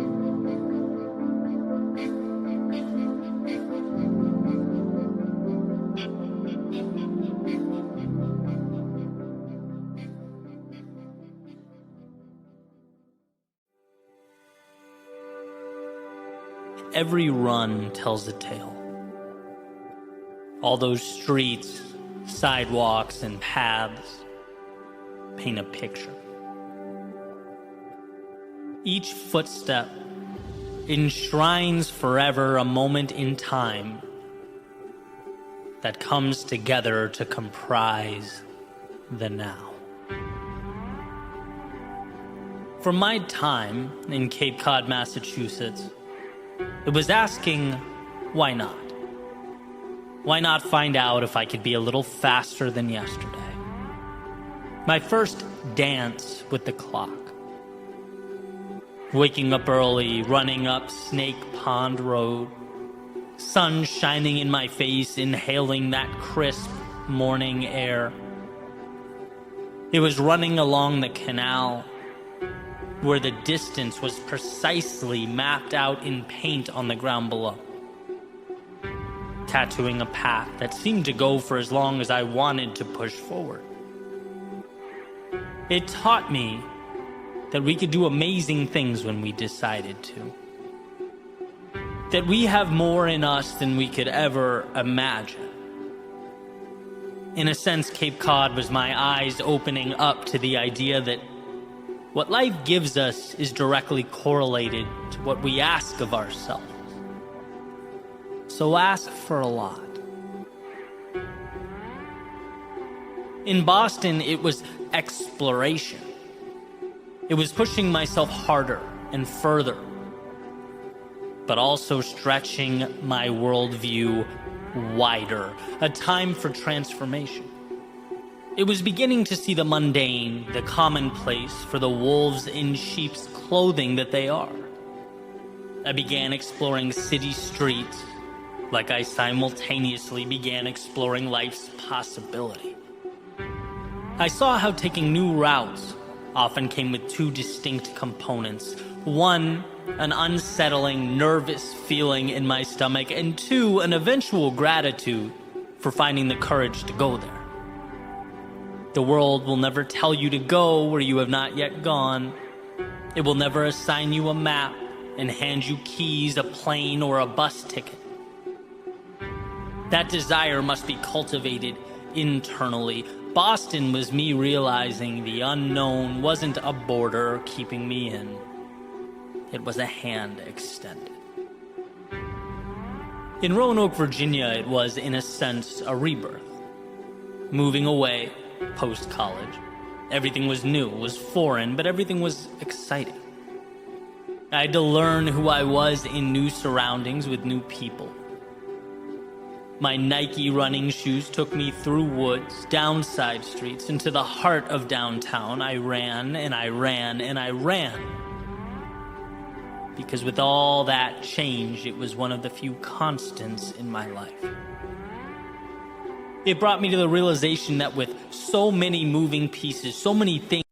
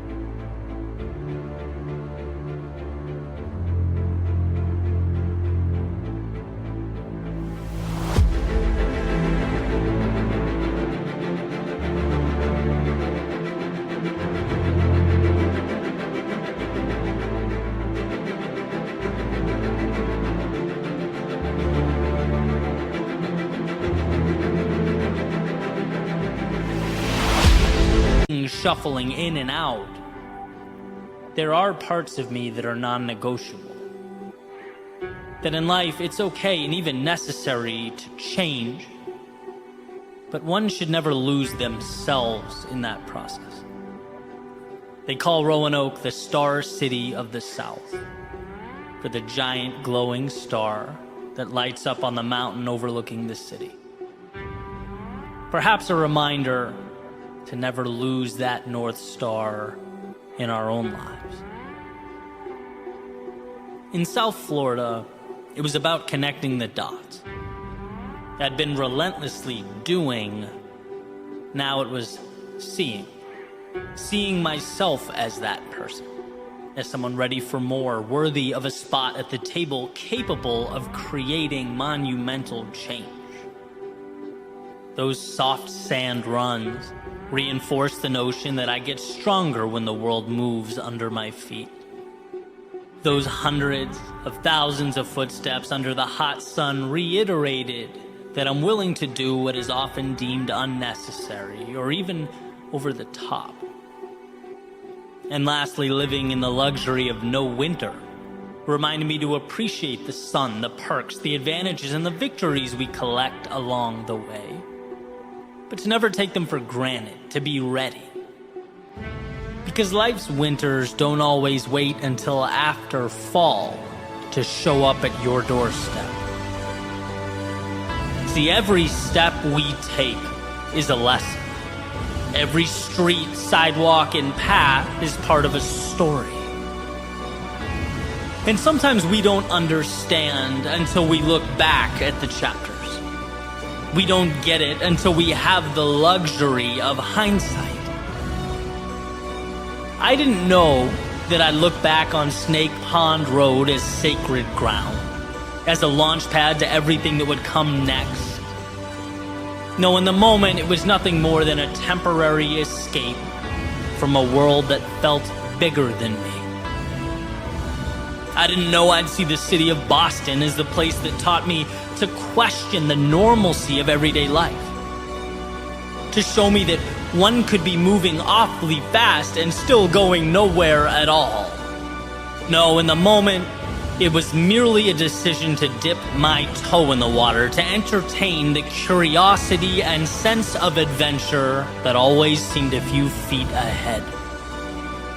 I had no idea Roanoke, Virginia would be where I learned that, as Emerson said, to be yourself in a world constantly trying to make you something else is the greatest accomplishment. That there are non-negotiables, and shining down above all the noise and intricacies of everyday life exists the path and the resources to become who you were meant to be. No, in the moment, I was simply stepping off my branch and landing somewhere new. I didn't know South Florida would be my consistent reminder to level up, to hold tightly that intersection of love and value, to find gratitude for what I have and maintain faith in bringing about what has not yet materialized. No, at the time, I was taking my life, my business, and my running shoes to warmer weather. You may not see it now, but your path, the one that led you to today, is the right path. You are exactly where you need to be for the beginning of your next adventure. But here's the thing. You must keep lacing up your shoes. Keep getting up in the morning and chasing those sunrises. Keep dreaming, growing. Keep your eyes, ears, and heart open. Because the world has so much to give you. But you have to allow your feet to carry you there. You have to give yourself permission to take it all in. The normalcy of right now, down the road, will end up being anything but normal. These steps are the steps that make you who you are, so own them. Believe in them, and most importantly, keep taking them.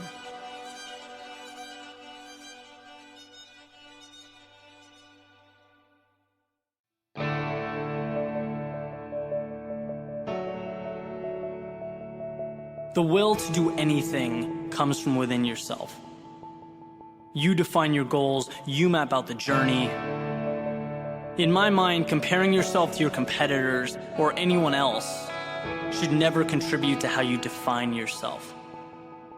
What it should be used as is a tool to drive improvement, to push yourself to make the most of every little opportunity that comes your way.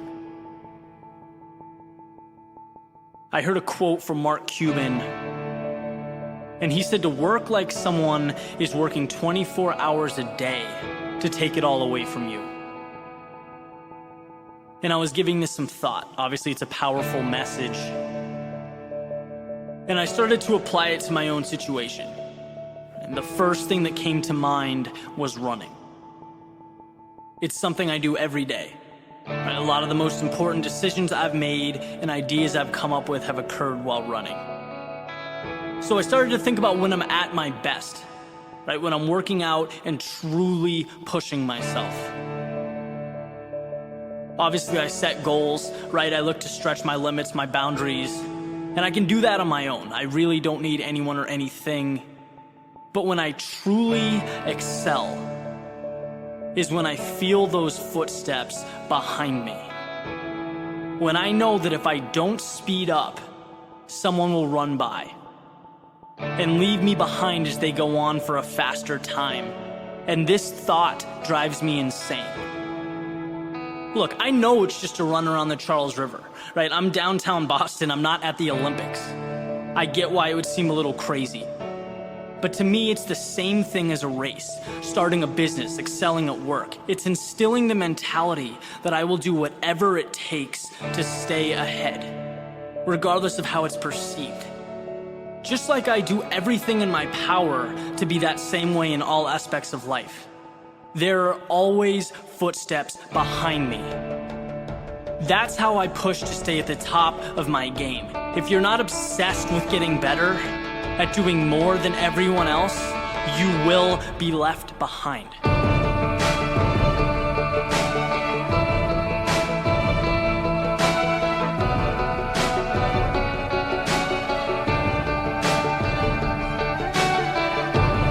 The sound of footsteps is a reminder that you haven't even scratched the surface of what you can do.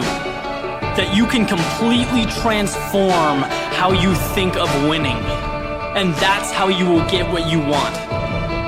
Listen, every morning when you wake up, you need to know that there are footsteps behind you. That a million people want what you want.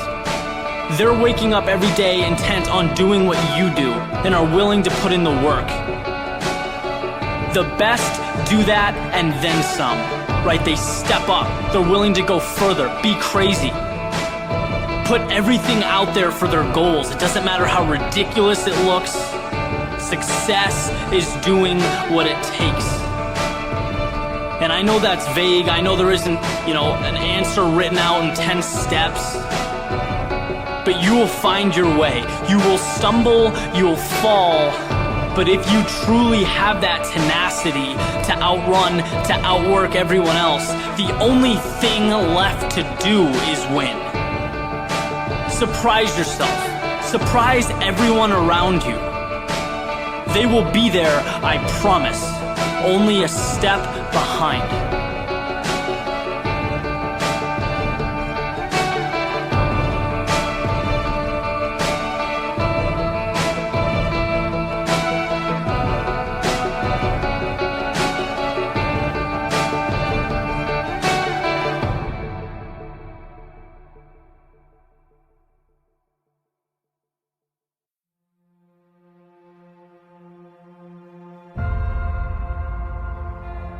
Let's right out of the gate draw a line. The most important line one can draw, a line of demarcation separating who you were and who you are. A line between the past and the present, and this line marks your return. No, not to the days of old, but to step one. Your chance to begin again, to rise above, to transcend yesterday's character and transform today's potential. See, what we often fail to realize is that there are ideas deeply ingrained in our minds that rule over us, a sort of subconscious authority. It says yesterday you fell short, so today you are someone who falls short. It says your objective was not reached in the past, so how about a new, maybe easier one? It draws a nice little box, pats you on the head, and says, how about we make a nice, cozy home for ourselves in here?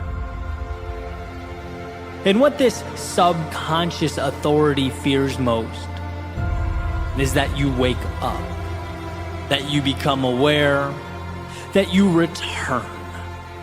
Not to the past, but to the power tucked away under all the stories you somewhere along the way decided were real. The second you accept that yesterday is only as relevant as you decided to be, you unchain yourself. You become unshackled. So return to that place of curiosity, where you're not obligated to perform, but gifted with the journey before you. And that can certainly be hard, right? It was hard for me to look back at my life and distinguish between what I've simply accepted and life's objective truths. I'd taken orders and been obedient for so long. I'd been listening to that subconscious authority for so many years that I had to, in a way, relearn what creativity meant for me. I had to learn not to feel guilty going on a jog in the middle of the day when the rest of the world was working. I had to learn that my instinct wasn't to explore, but to stop short. I wasn't pushing limits or peering around corners. I wasn't testing the waters or seeking out the hidden opportunities life hides away. No, I was on autopilot.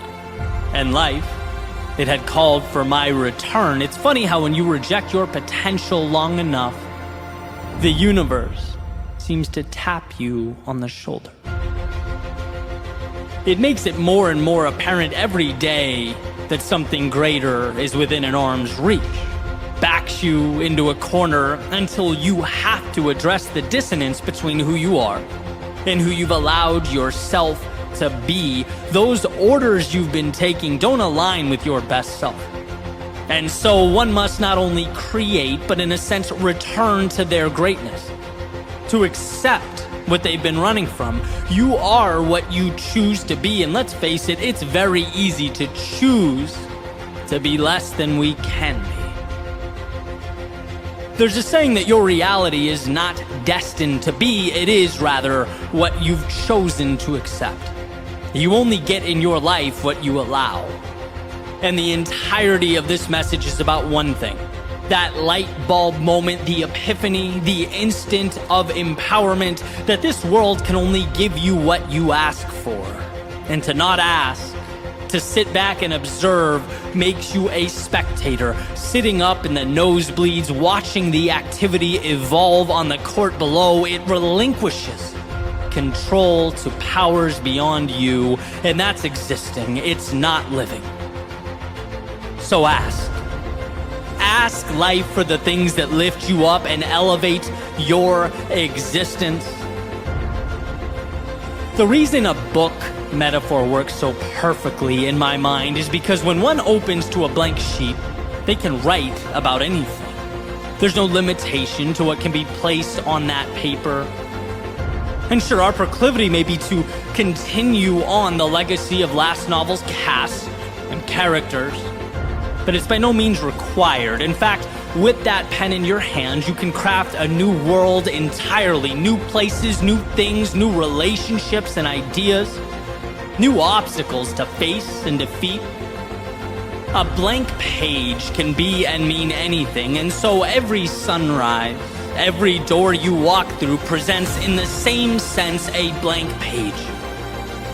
Realize that there's no obligation to perpetuate the past or continue on in the same way you arrived. No, this day is yours.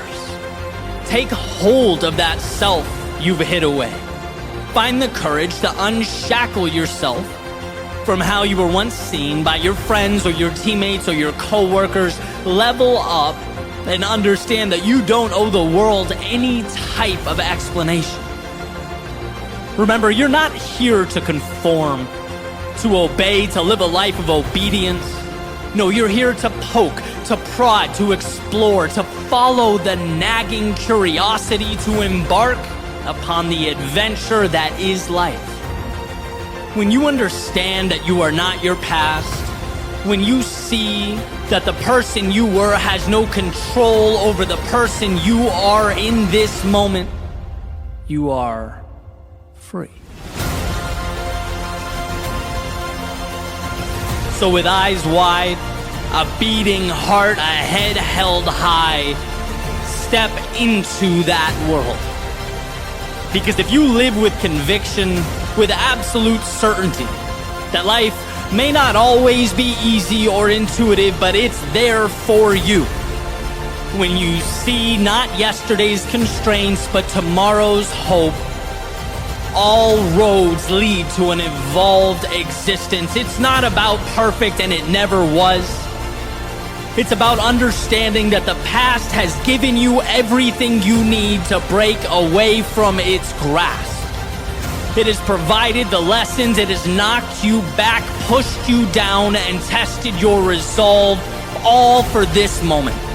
This second, the chance to return to the greatness that has been tucked away for too long. Again, no miracles, no rabbits out of hats, just you allowing your greatness to emerge from this step forward because you can, because you have that ability, because it's who you are. So go show the world, but most importantly, show yourself. You will be amazed at what's possible for you if you simply allow it to materialize. If you, amidst the darkness of days past, let yourself light up the night.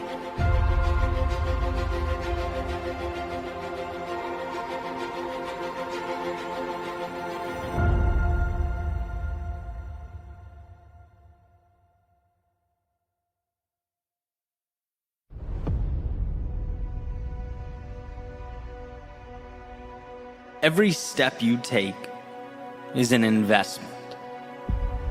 Every decision to do the difficult thing is a gift to your future self. Think about this for a second. One of the many things that makes being human so incredible is our ability to engage in delayed gratification, to do things now that will elevate us at a future time.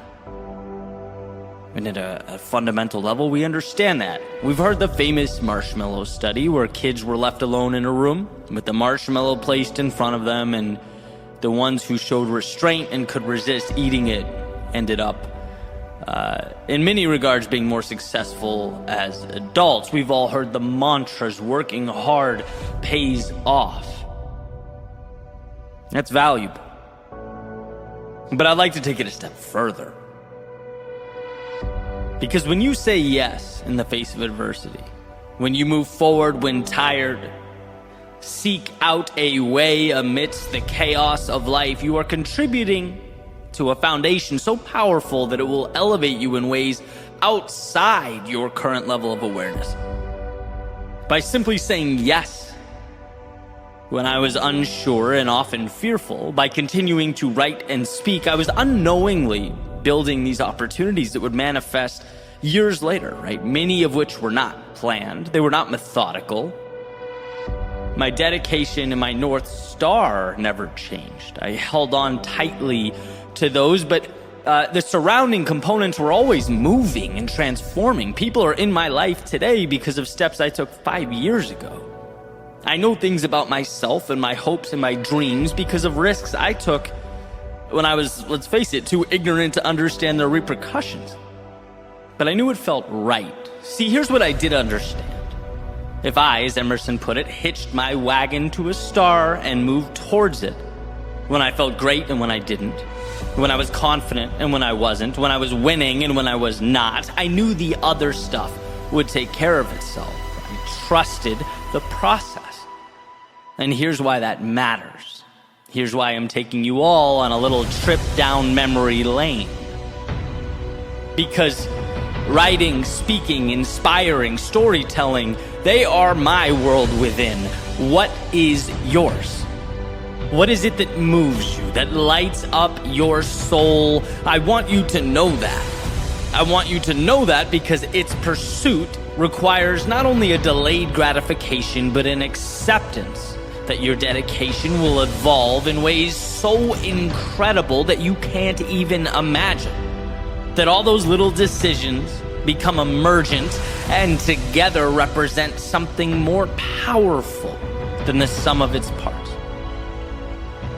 I love the example or idea of the human brain, right? So complex and powerful that it appears almost divine. It's essentially a universe behind our eyes. Even our understanding, our comprehension is minimal. We are awed by its capability. Yet it's not about one single piece of the brain, the tissues or the neurons individually. It's the network all these microscopic occurrences create together. Something bigger than everything combined, creating a consciousness we can't even find or point to when looking at the evidence. But we know it exists, and we know it's somehow derived from this ball of nervous tissue. This is not unlike one's pursuit of excellence. The level of achievement or consciousness we are searching for, it can't be singularly identified. It's emergent. It materializes after the discipline, after the consistent work, after the self-belief, after the will to do what is required, whether we wanted to in the moment or we didn't. Then we get our quote-unquote consciousness. You can't and won't always see the value in your dedication, in your sacrifice. And let me level with you, I get how crazy it feels to think, yeah, but someday it will mean something. Someday that work will put people in my life that will change my world, elevate my existence. It will create opportunities that expedite my evolution, lessons and occurrences that will amplify my wisdom and worldview. But that's the name of the game. If you know in your heart you are pointing to the right star, then it's just about stepping, adjusting, and repeating. Move, adjust, move, adjust, move, adjust.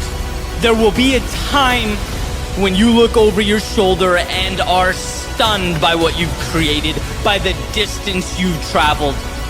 Look, you can't see the future. You can't know what everything will mean and what will occur, but you can continue forward into the darkness so that when the long-awaited light inevitably presents itself, you are in position to receive it, to stand on the foundation you have been building all along.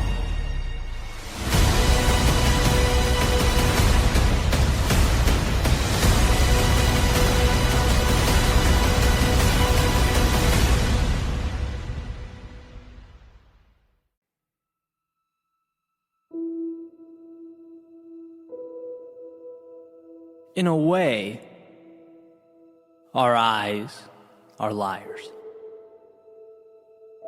Not in what they portray, but in the implication of their portrayals. Our eyes highlight to us one thing: what surrounds us now. We receive a snapshot of the current moment. And what took me years to understand is that possibility and hope live far beyond what surrounds us right now. And it's that pursuit of possibility that saved my life, immersing myself in the unseen. Perhaps we were given the now, not to subserviently accept it, but to transform it. I believe in our own way, we're all architects. Here's what I've found to be tricky, though, as I've spent time thinking about this. What I believe and I've come to recognize is that two things can be true at once. First, all we'll technically ever have is the present. As Eckhart Tolle explains, depression is essentially being lost in the past. Anxiety is being fixated on the future, and that a healthy life is learning to cherish the now. But second is the power and control of being able to point the now at something far beyond what our eyes convey. It's the magic of knowing that we spend our days navigating a world of limitation and restraint. And it's not that we wake up and think, I'm going to restrict myself today. I'm going to not live up to my full potential. No, it's that we go on autopilot. We observe this slideshow our eyes play for us day in and day out and exist within those parameters. That seems perfectly reasonable. Our eyes show us a wall, and our brain says, okay, this is where we stop. The end. And what I want to highlight is that world just beyond what our eyes show. A world that pushes things a little bit. A world in which we ask, okay, but what if I gave a little more? Or why can't I be like those people in my life I look up to? Why shouldn't I change the circumstances that weigh on my mind? Why have I accepted these things that make me unhappy day in and day out? Just because it's the image your eyes show you right now doesn't mean it's where you stop. But we have to learn to look for more. When I was pretty young, like right about the time home PCs were gaining prominence, my parents got this gateway computer that came with a Star Wars game demo. And you have this character, you wander around the spaceship, and I played it, and I played it, and I played it, and after a while, explored all there was to explore. Right? Or so I thought. I assumed I'd maxed the thing out because it was a demo. It wasn't the full game. So my assumption was that it wouldn't let me do too much until I went out and bought the real version.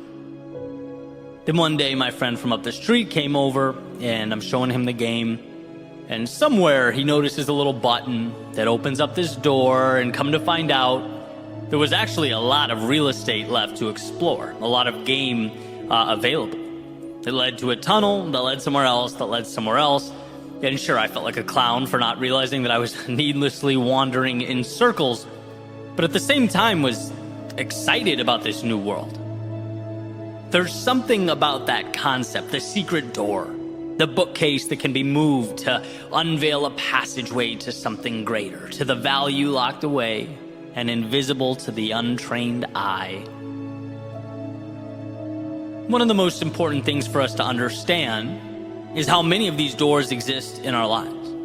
That if we choose to recognize and identify something more, something that excites us and invigorates us, we can usually draw a line to it. We can start little by little heading that way. Because within the current moment slideshow we see all around us exist the little passageways, the side streets, the tunnels connecting to something more. That of course those gates won't open up if you've not constructed a destination in your mind worth traveling to. Again, not because you're insufficient or inadequate or wrong, but because our default is to live life on demo mode. We have to manufacture more.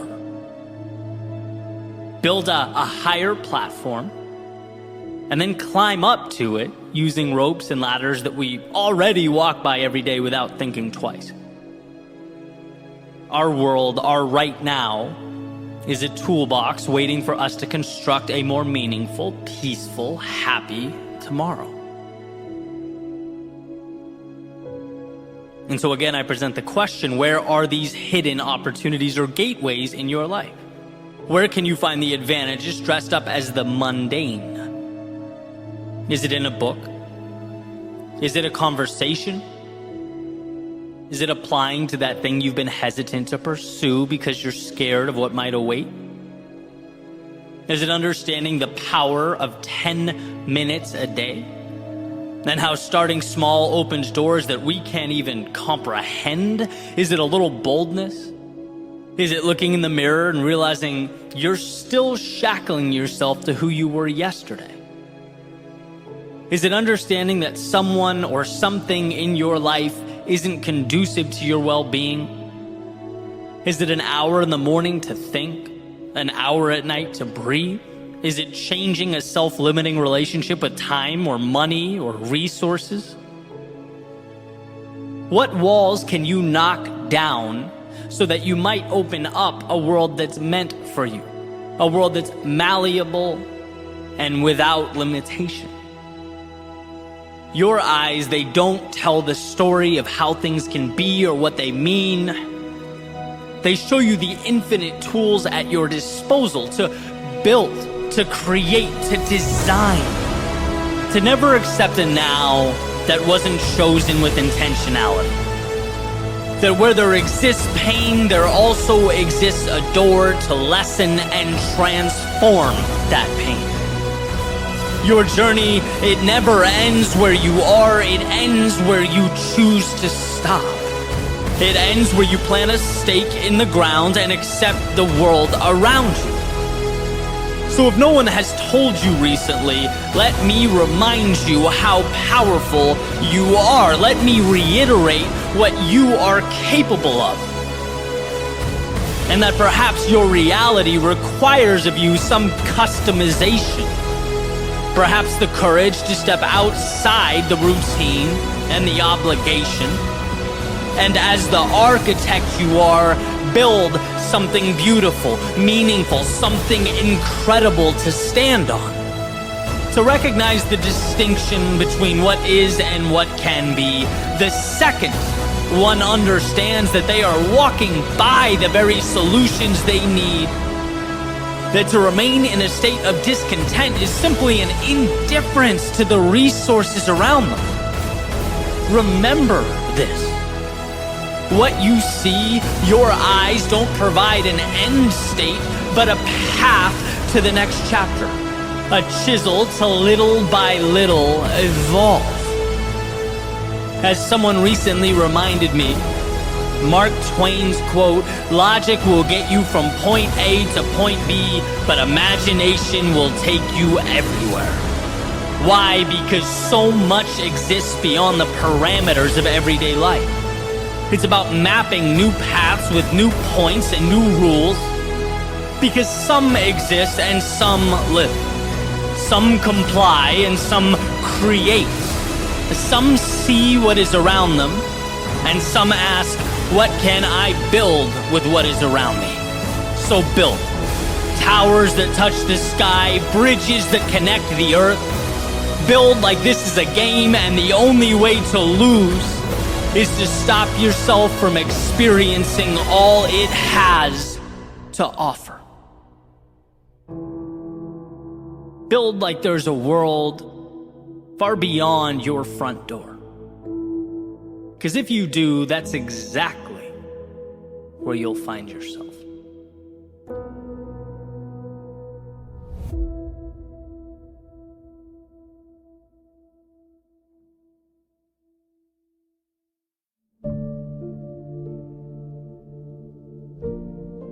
Remember what's yours to control and what's not, what must be let go.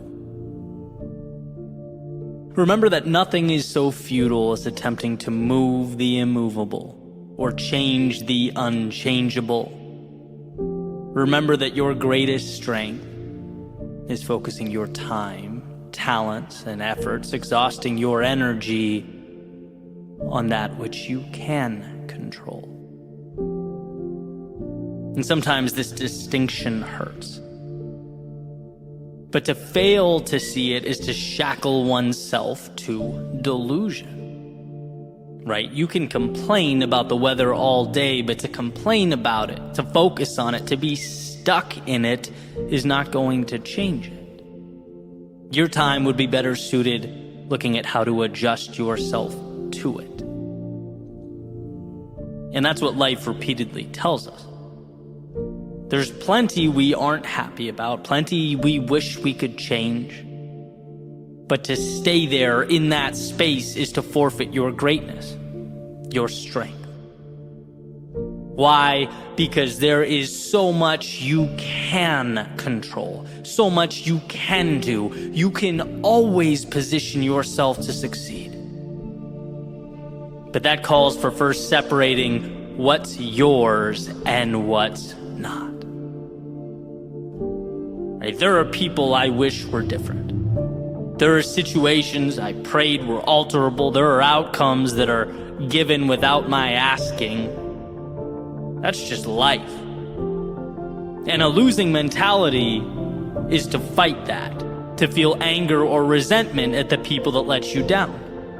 Why couldn't they be how I want them to be? It's to dwell on the situation that occurred despite your wishes. Why couldn't it have just happened my way? It's to refuse to acknowledge the outcomes that have already materialized. Right? Why couldn't it just have evolved differently?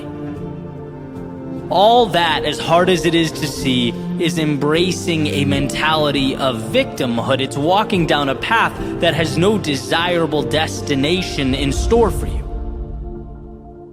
When you accept the unchangeable, you then become the architect of your reality. Sure, people, places, and outcomes weren't always the best, but now you ask, how can I navigate around it, or better yet, use it to my advantage? It is, to use the famous metaphor, not shaking your fist at the wind, but building sails for your boat, creating a path to take you somewhere new. So let the energy, the time, and emotion that's wasted on the immovable dissolve. The question worth asking is, where do you most want to be, and how can you get there? And while those details outside the scope of your control can feel like a bottomless gap in your way, I promise that what's around you is enough to build a bridge over it. There's enough there for you to find your way, so long as we learn to separate the gap from the bridge, the details from the solutions. When all you see is why you can't go, or how it can't be solved, or how impossible something is, it's not that you are looking at an unfortunate truth, it's that you are looking at the wrong supporting evidence. When we stop seeing the details and outside circumstances as the deciders of fate, we win.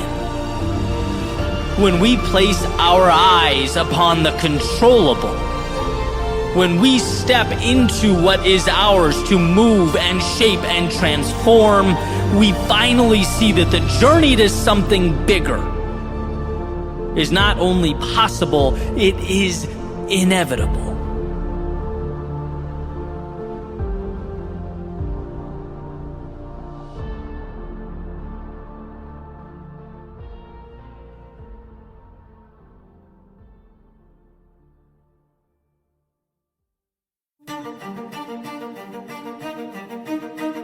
We spend a lot of time asking ourselves, what if things don't work out? What if I fall, fail, or miss the mark? What if I have to head home empty-handed, diminished pride, defeated?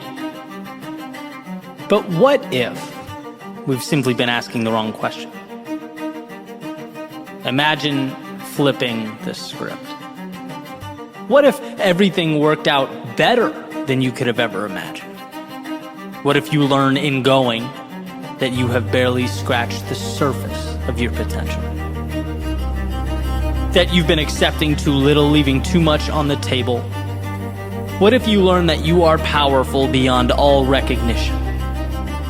Not because someone told you so, no, but because the very steps being taken prove the point.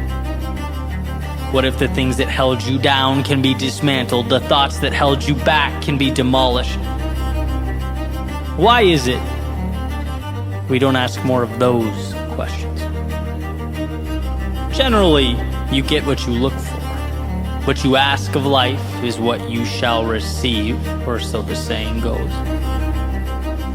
So my thought here is perhaps we need to ask for more. Not of the world, but of ourselves. There's an ocean of opportunity before us, enough of this pointing out and wishing for more, while we wade in water that is waist deep. First steps will always be believing that more exists. That the world might not be able to see it. It might not exist to your left or right, but it exists in your head, and that is enough. That is where all great accomplishments start. It's the necessary beginning. And to disregard a perceived outcome because it's only in your mind, it hasn't materialized yet, is like disregarding a seed because it's not yet a tree.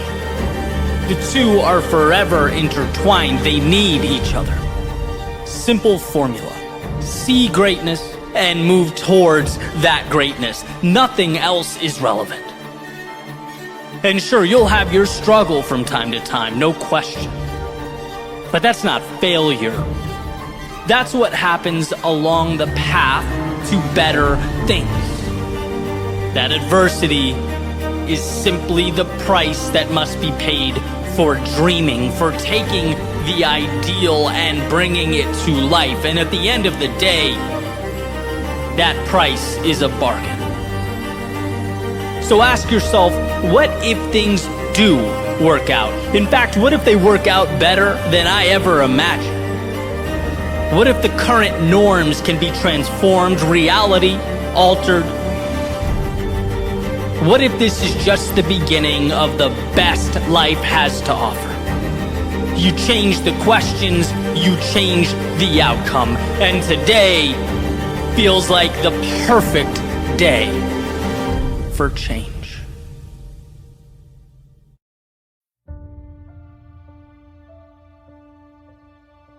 What is failure? Perhaps when the plan falls apart.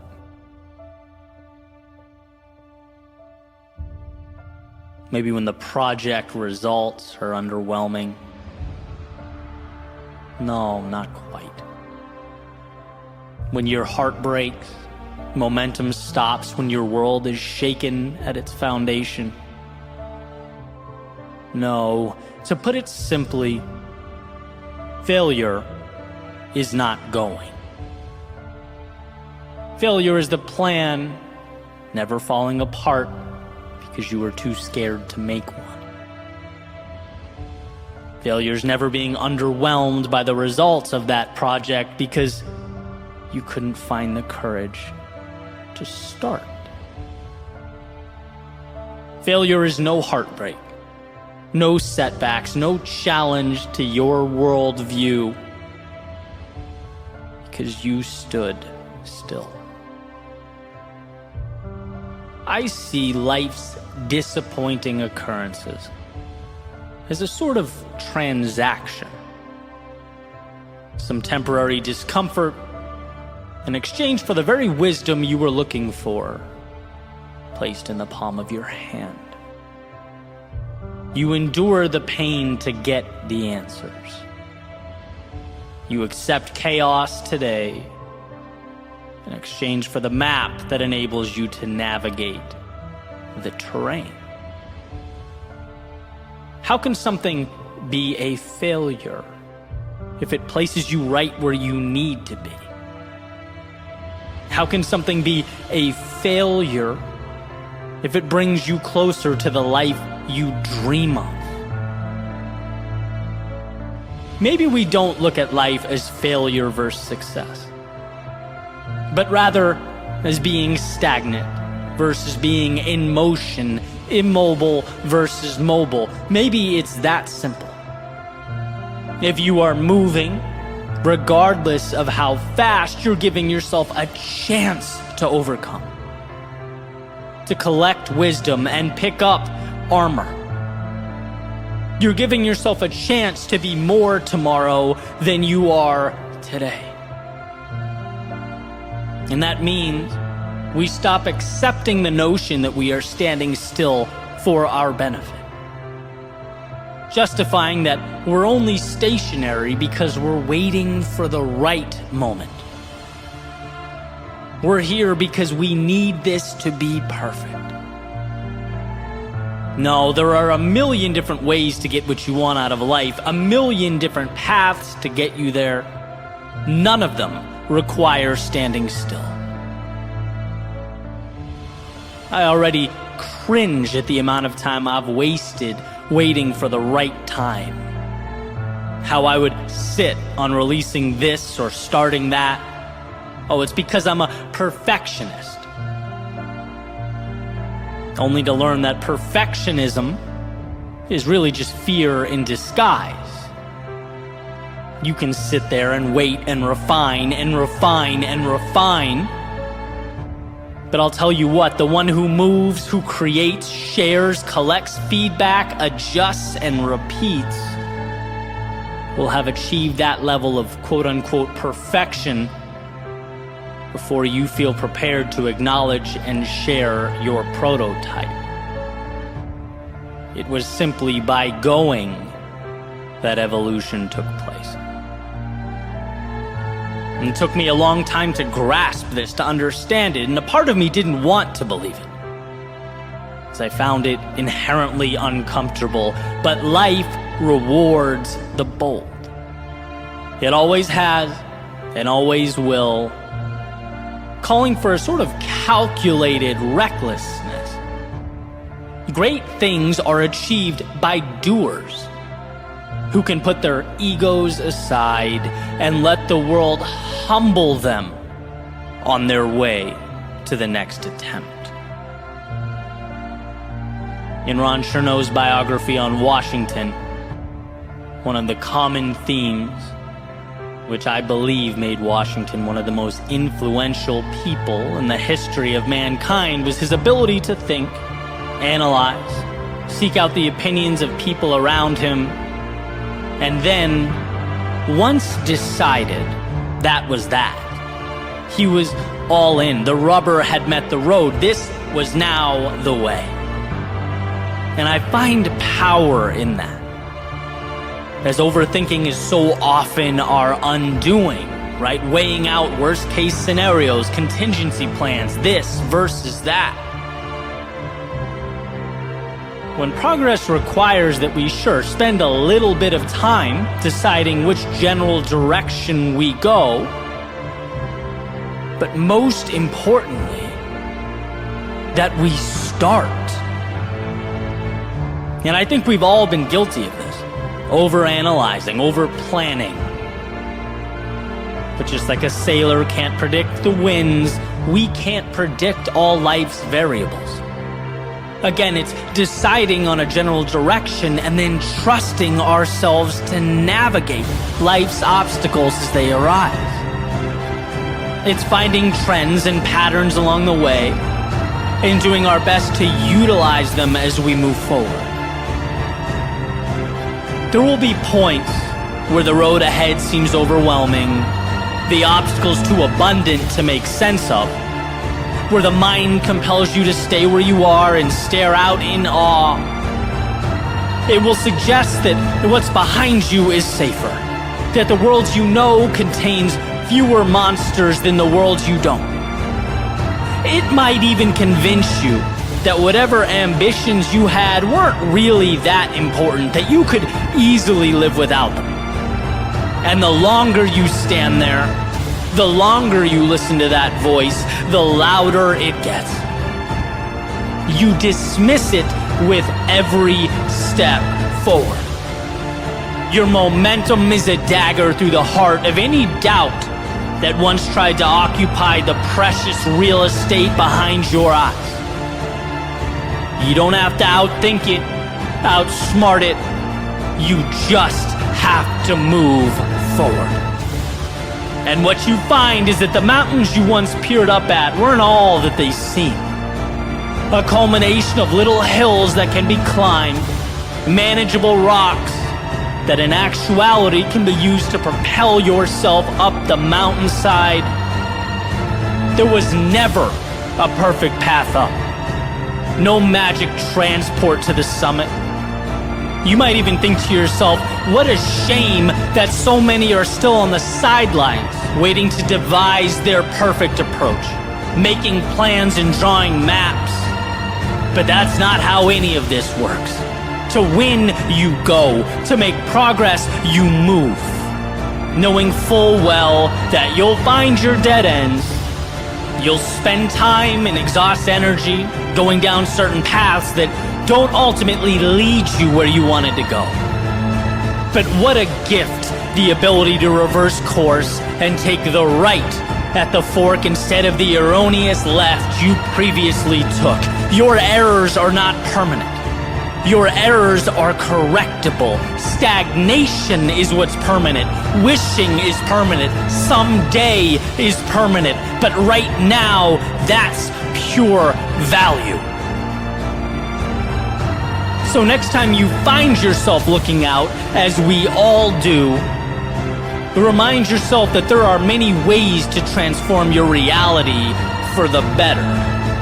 Many paths to the mountaintop, but there is only one way to assure you never get there, and that is standing still. So trust yourself to figure life out as it comes, to take the pain and extract from it wisdom, to find the strength beyond the uncertainty. Life is giving you everything that is required. Not some things or a few things, everything. All it asks of you is that you dismantle the delusion of perfection and begin.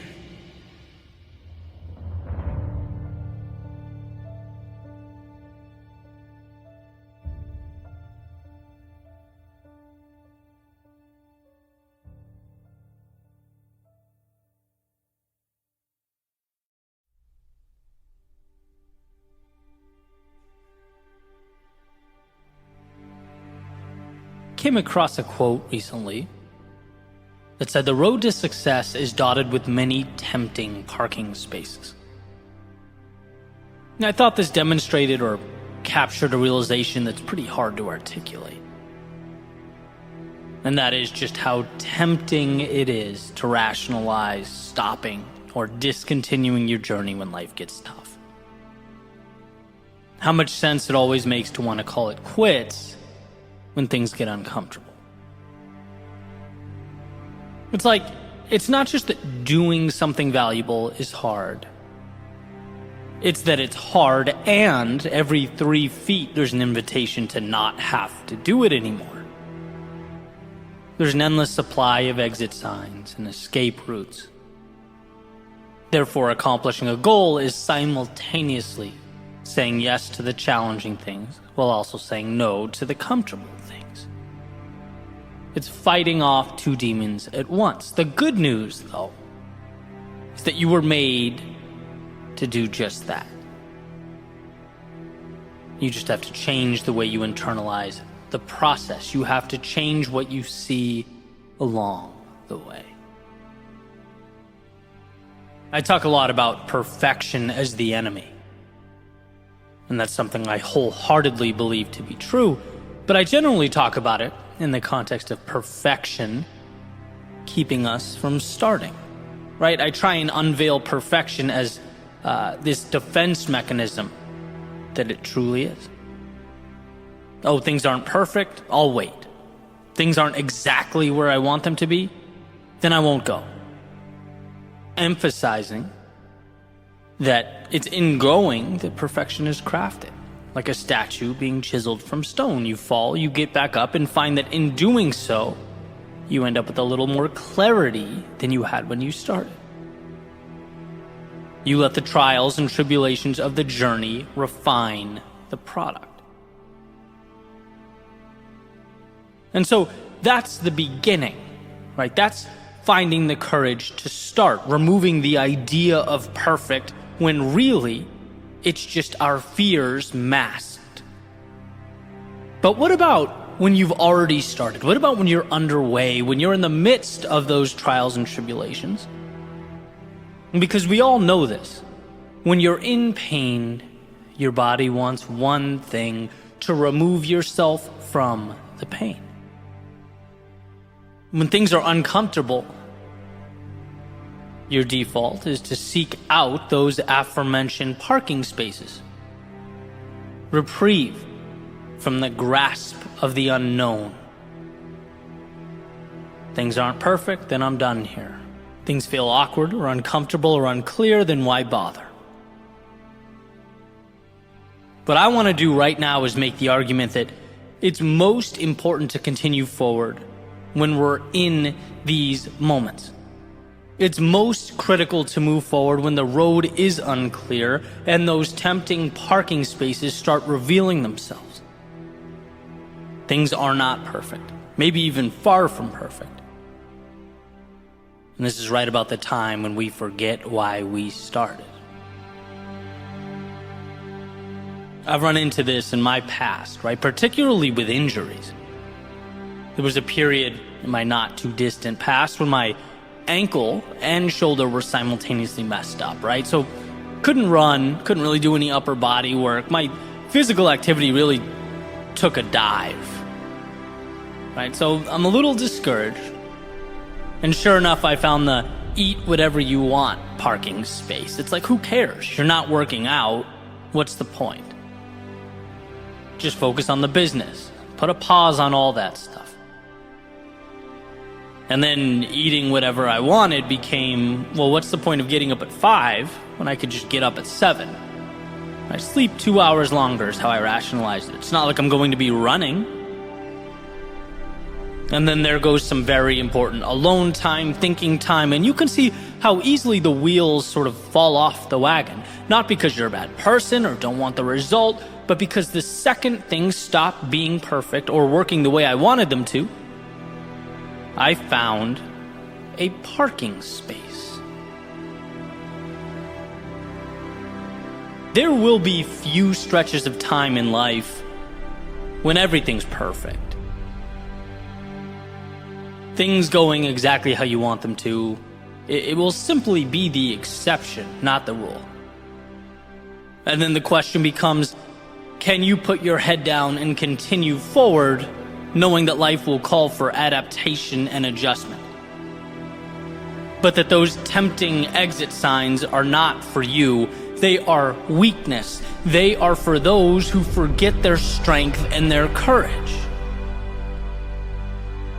I mentioned a little while ago that growth is fighting two demons.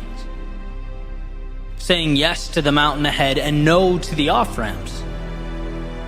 But when you step back and look at things different, you change the dynamic. You put the odds in your favor. When the off-ramps become reminders of your strength as you pass them one by one, indicators of your commitment to move forward.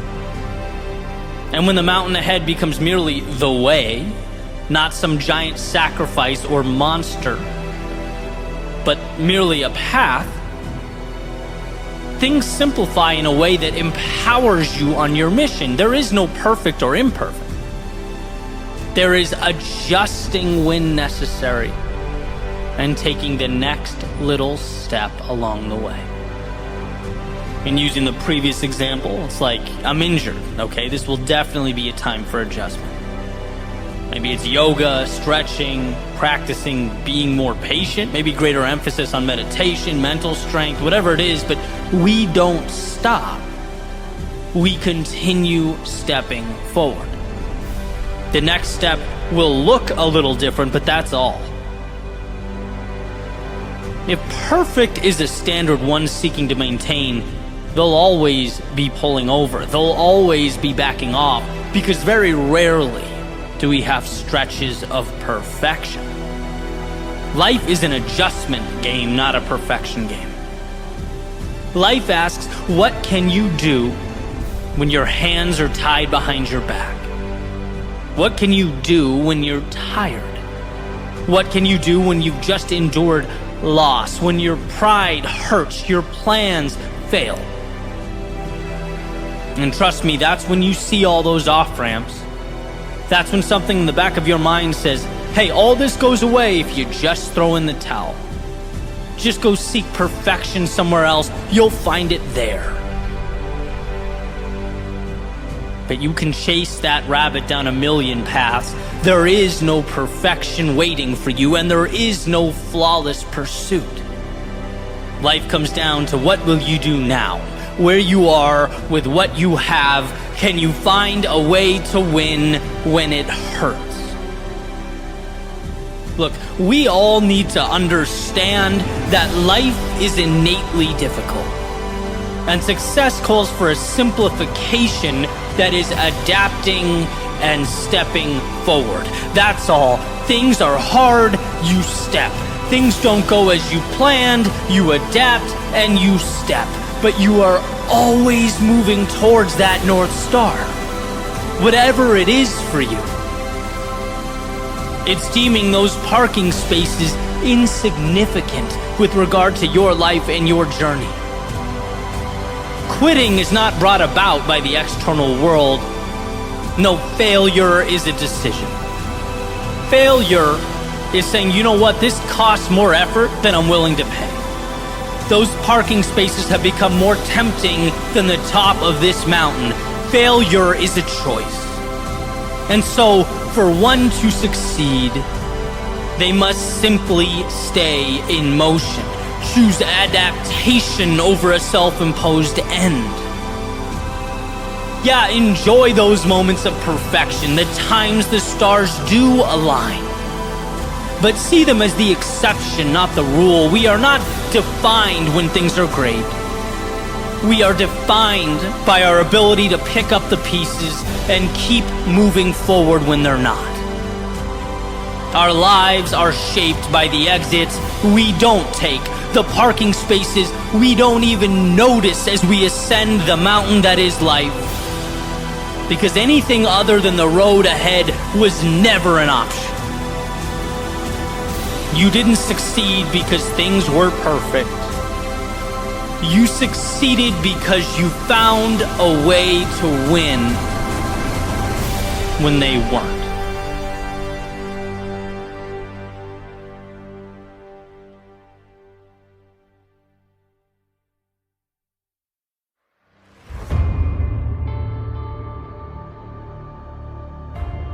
Everyone wants to be great. Everyone wants to be the best, the top, the 1%. Or as the saying goes, everyone wants to be a B.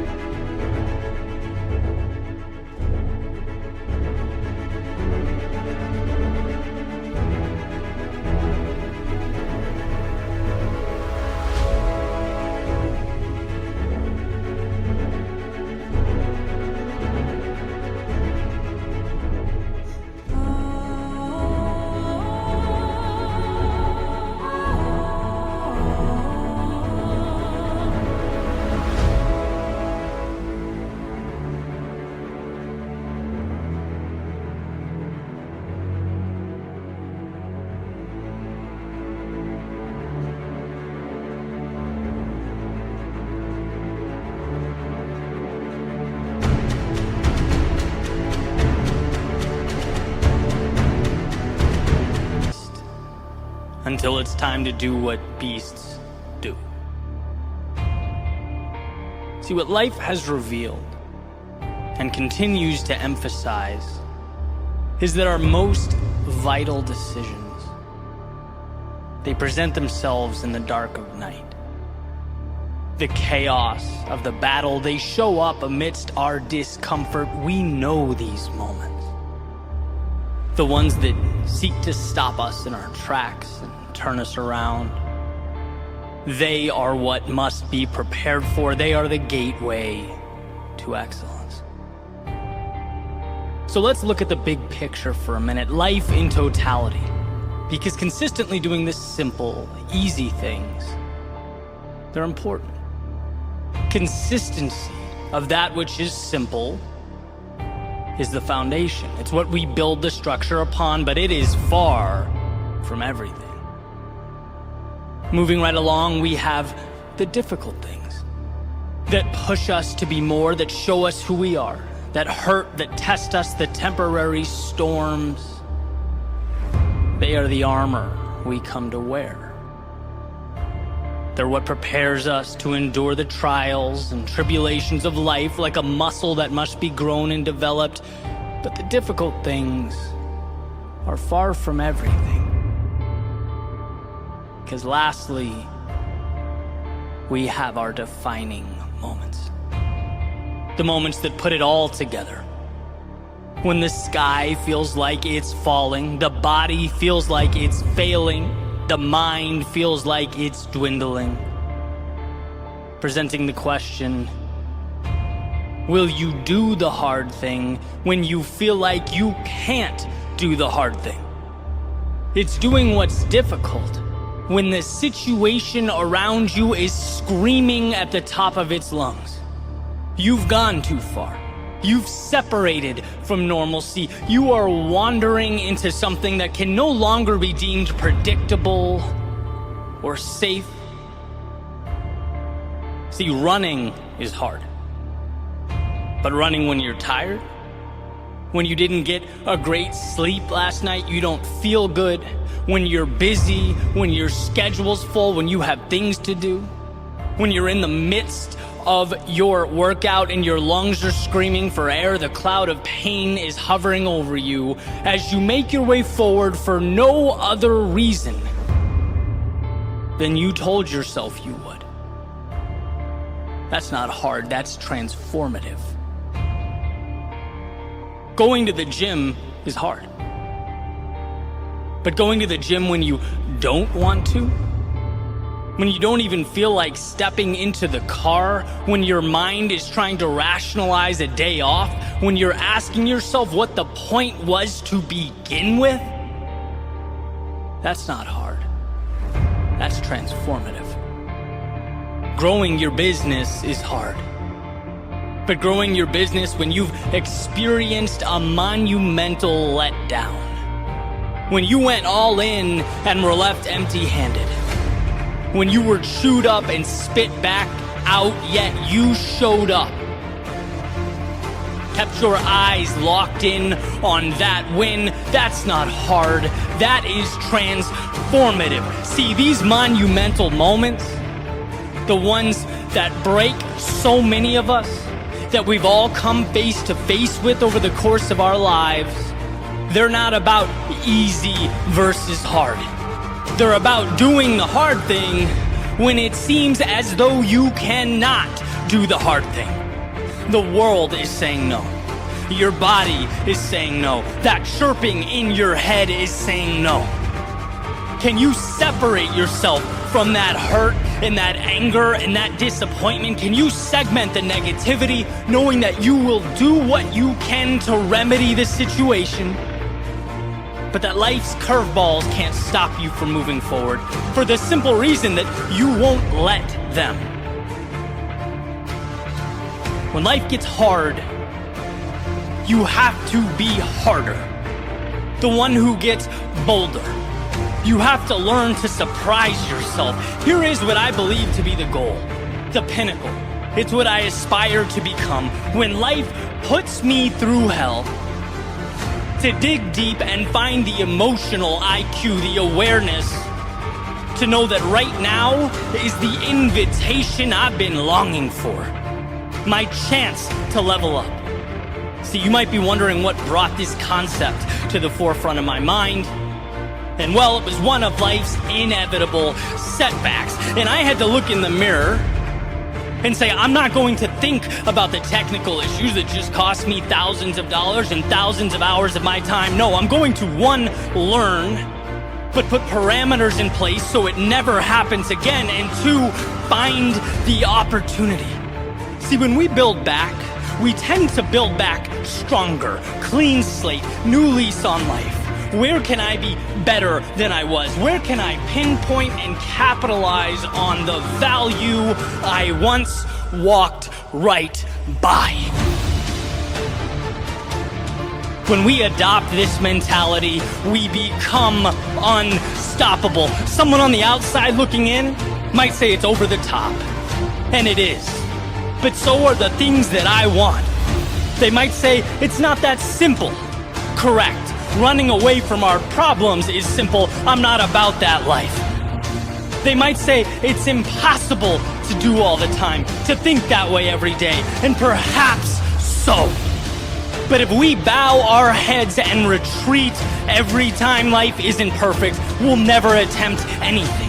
I'm not aiming for perfection, I'm aiming for progress. Those who aim for perfection tend to spend the entirety of their lives doing exactly that, aiming, planning, speculating. Wanting more for yourself means receiving more rejection from the world. It means elongated valleys of despair.